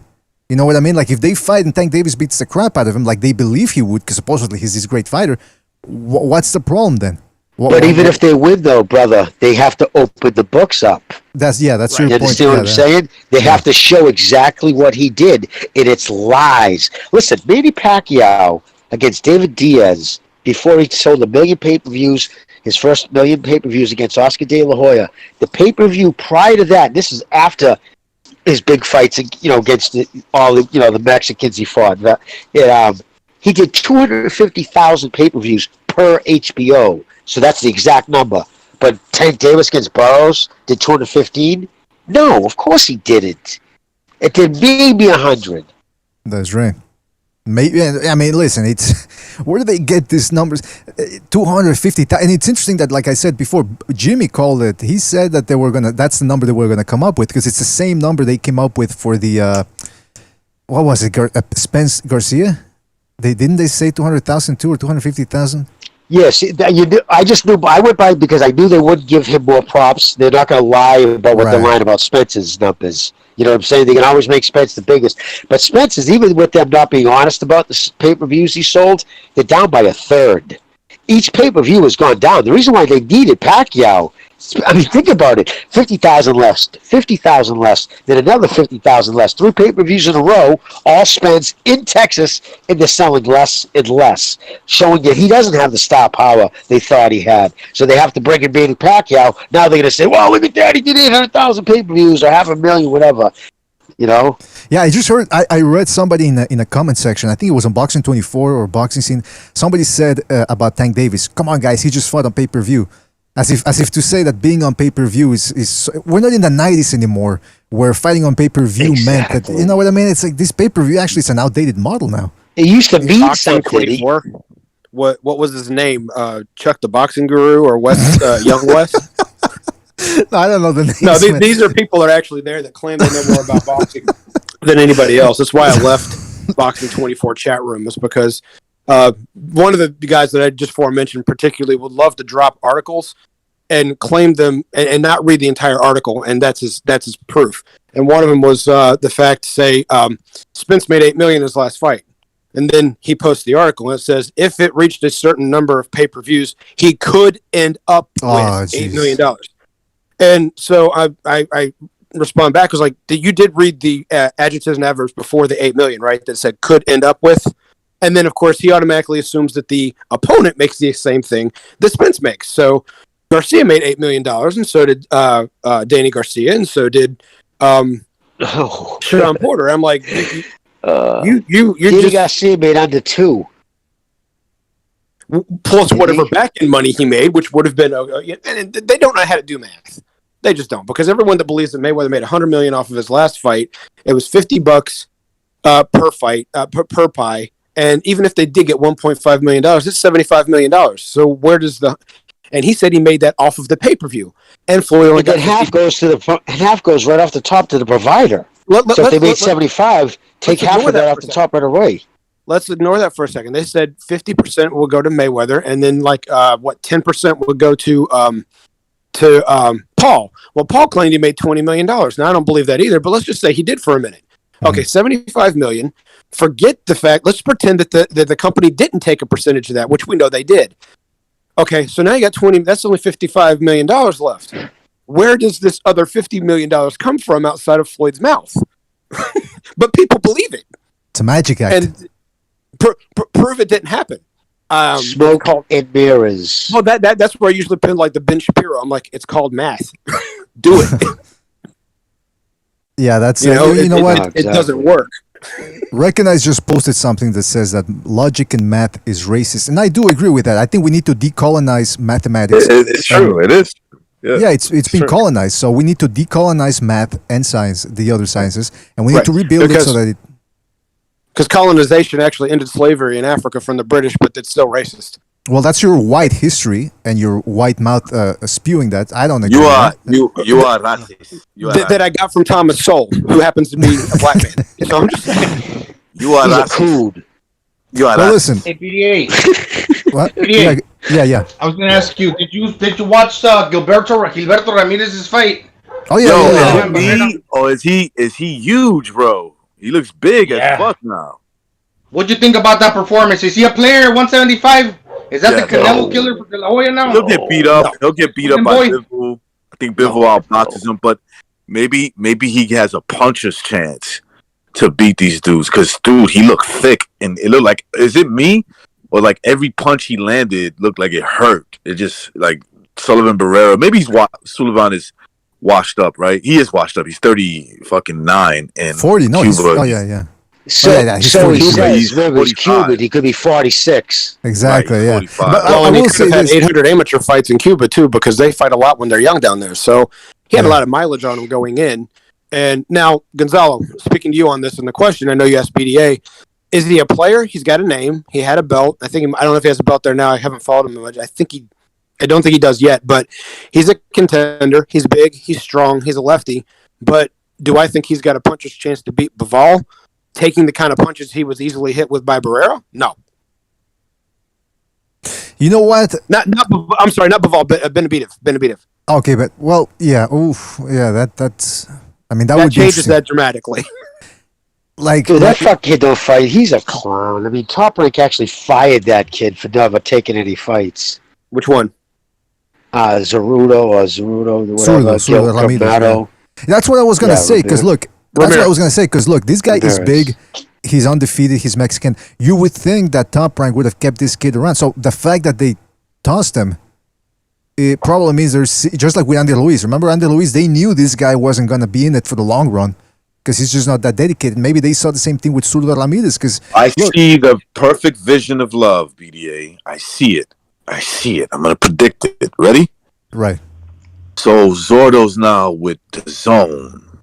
Only if we can get him a light heavyweight strap, who would be the next superstar fight we can make happen? Hello, Canelo versus Zordo. Zorro. Zurdo, not Zorro. You go that route for Smith Jr. You put him in, and if Smith Jr. wins, okay, you still get Canelo versus Smith Jr. And if he loses, then you have the dual Mexican fight in May with Ramirez and Canelo. In other words, Triple G saying, "Look, the zone. If you want me to fight Triple G, and I will, but Triple G's got to be 42 before I get in that fucking ring with him." He's got to be 47. He moved to Los Angeles now, and before when he was in Mexico, when he was in Mexico, he used to come out with the cowboy hat. He moved to Los Angeles. Now he's rocking an earring. He's fucking wearing a cowboy hat and an earring. He's stepping in with dreadlocks. He's got like a whole identity crisis trying to fit into the United States. I mean, yeah, and De La Hoya is promoting him now. So that's his... Now that he lost Canelo. See what happens. So you're saying now that with his De La Hoya, the earring changed to the other ear, is what you're saying, right? You know what I mean? Right. That's what Gonzalo's trying to say. No, but it's true. That's a good point. With he's got the threads now, the lock thread, whatever you call them. Before I'm showing the. Cool. I don't mind it. It looks all right, man. He almost looks Puerto Rican. I'll be honest with you. He almost does. I don't know. He's a fuck clown like that. He just come on. He always put a board fights. No, he did. He put a board fights. He never. The reason why they fired him because I believe it was 3 times they put fights together for him. And 3 times he said no. So he was like, all right, but guy, I want to make my money back. You know, he carried him along, was paying him good when he was fighting nobodies. And they always lose money on guys like that. They want to make it back. And when there was time to make it back, he kept turning the fights now. So this was Top Rank, right? This was with Top Rank. Yes, exactly. Ramirez did that. Yeah. So, hey, but did you guys see the Eagle? Fucking Canelo. That fucking can play golf. Did you see that dude bank that Eagle the other day? It did do a fucking... Then he shadow boxed on the green after he sunk it. Did you see that over the weekend? I saw it. He putted for an eagle. He played... Well, I don't either. It was somebody... It was a part of it was tweeted out by ESPN. He sunk like a 30-foot putt. He was going like, wow, can I play golf like that? Is that impressive? Fighting with Steph Curry. I saw that. Oh, yeah. Well, in golf, Jimmy, do you have to kind of square yourself up? I don't know. Do you? Well, put it this way. This wasn't just celebrity. Like, he isn't just some dude who showed up to do a celebrity. The way he walked up and the feet that I went and lifted up, I'm like, whoa. I wanted to see. No, this kid plays a lot of golf. Plays a lot. Yeah, he can play. He's good. Exactly. But he sunk like a fucking... It had to be like close to a 25-foot putt on an angle, and then he dropped the club and he did a fucking shoe shine really fast with his fist. The fucking gallery started freaking out. You know what? He was fucking pumped. He was happier about that shot than he was knocking out Kovalev. Recognize said a long time ago, he said Canelo ain't Mexican. He's a white guy, and now I'm convinced he's a white guy. He's playing golf. What's next? He's gonna become a Barry Manilow playing golf well too. So he's definitely white. The reason why he was so impressed with his bank shot in the golf, because he didn't know he was gonna do that. The reason why he wasn't as jubilant when he knocked out Kovalev, because he knew that was gonna happen. And I just want to say, by the way, I was joking. Mexicans has been fucking Hall of Fame great Mexicans. Chichi Rodriguez. There's been a lot of great Mexican Chichi golfers. was from Puerto Rico, right? Chichi Rodriguez is from Puerto Rico. I don't know. I just know there's been a lot of Spanish, a lot of good Spanish. It's the same thing for Jimmy, man. The same thing for Jimmy. Mexican, Puerto Rican. Chichi Rodriguez's coach used to give me Bible study back in the day. The brother. Wait, Gonzalo, is he Puerto Rican or Mexican? I think, Jesus, I think he's Mexican actually. Let's call it down the middle. Say he's Honduran. All right, that way we will escape any type of criticism here. Yeah, but hey, you know what? De La Hoya, who I think is back on the sauce or on something, because he says he would knock Canelo's ass. I think instead of getting into the ring, which is insanity, they should play golf, because I know De La Hoya golfs as well. So, and Chichi Rodriguez is Puerto Rican. Hold on. I gotta correct Puerto Rican, Gonzalo. I just looked up Chichi Rodriguez. It says Puerto Rican, my brother. Yeah. My bad. I was thinking that for some reason. I don't know what I thought of the Gonzalo. No, don't worry. None of us knew. We had to go. All three of us looked it up on our phones or on the. Yeah, but that doesn't mean his guy didn't. You know what? The guy who taught you Sunday school. He was Mexican. No, that was Jimmy. I knew all along. I knew all along he was Puerto Rican. I knew it. No, I assume it sounded like a Puerto Rican name. I just knew there was Spanish. Sorry, sometimes I confuse. I think I have a family member that goes by the name of Chi-Chi, like that, Chi-Chi, and that's definitely. Well, dude, he was a great personality too. But anyways, that's golf. By the way, that name sounds. Let's see Tony Romo. Cheche, Cito, Pito, those are all Puerto Rican. He used to do that fencing thing after he sunk a big pot. He would use the club like it was a fence. He would choo choo choo, and then put it into his thing. Yeah. That name sounds. We should see Tony Romo versus Canelo in a golf match. Yeah, that name sounds made up. By the way, Chichi Rodriguez. I would, if somebody came up to me and goes, "That's my name," I go, "Okay, where's the wire? Are you working for the cops or something, man?" I don't believe it, not for a second. Hey, all right. I'm Chi-Chi. I want to talk to you. Fucking cop. Where you from, BDA? What the fuck matter does it make? What difference does it make where I'm from, you cocksucker? All right, listen. We gotta go.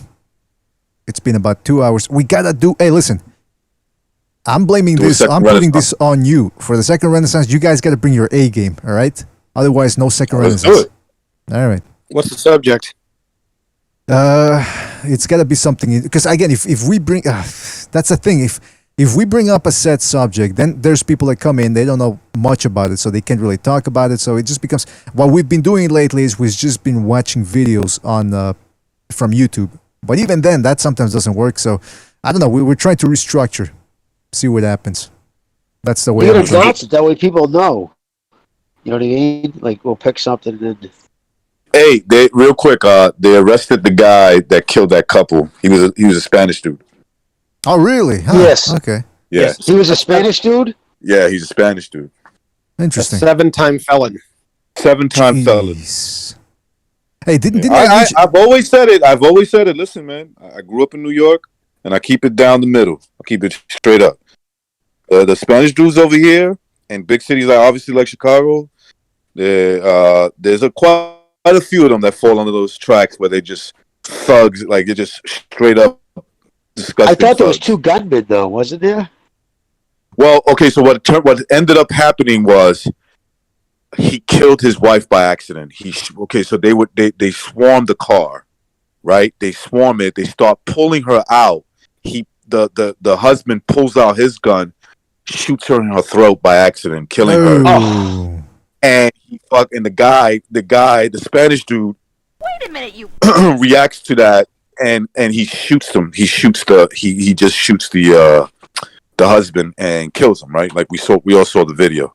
So I was listening to Officer Tatum on YouTube, and he didn't go into detail about that yet, because have they actually confirmed that that's the way it happened, or is that just a theory? Yeah, the cops,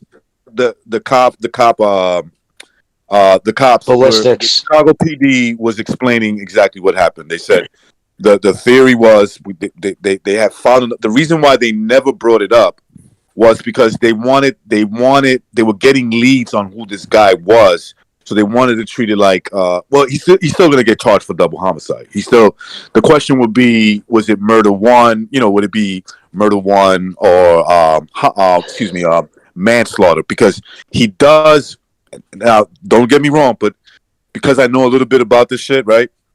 There's a good chance he can get off on manslaughter, meaning he gets charged for manslaughter because he didn't actively say, "I'm going to kill them tonight. I'm killing these people tonight." But what happened though, dude? Why I think it'll be kicked up to murder one, at least, because it could even get special circumstances. When you put a coup d'etat, when you stand over someone, yes, with somebody's, and you execute them. Would you make sure they're dead? Not like you shoot them to stop something. You're in a gunfight. The dude gets hit. That's intent follows the bullet. I understand that. You still charge of murder. But when you got your dude down and then you walk over, put the gun in his face and empty it into him. So I'm not going to mention. The first I'm one. not going to mention who it was, but I know someone personally that ended up doing, I think, 10 years. Because they were involved in a shootout, and somebody got shot that the person was with, and he returned fire back. What got him 10 years was he went over the guy to make sure the guy was done. You get what I'm saying? So right, so you get 10 right off. He copped the plea, and obviously he did 10 years in prison. Wow, that's insane, man. Just goes to show you, man. I mean, yeah, getting into gunfights is fun, but it does come with its consequences. I think that's the moral of the story. Listen, fellas, we got to go. Thanks to everybody that called in, all the panelists. I'm talking about Bucho, Recognize, Gonzalo, Jimmy, Chief, everyone who called in, everyone who donated with the super chat. Thank you, fellas. Really appreciate it. Don't forget to hit that like button on the way out. It is imperative that you do so. Shout out to everybody that listen out there. Official Scorecard Boxing, Sea Lion, Potato Base, Joseph Carter, Iparakua, Rafael Garza, Irb Steller, Beyond the Twerk Squad, Wilder Red, Triple JJJ, and many more people. Fellas, if I forget anybody, it's because we got to go. Thanks again for all your help. I'm out. We're out. Thank you for having us, and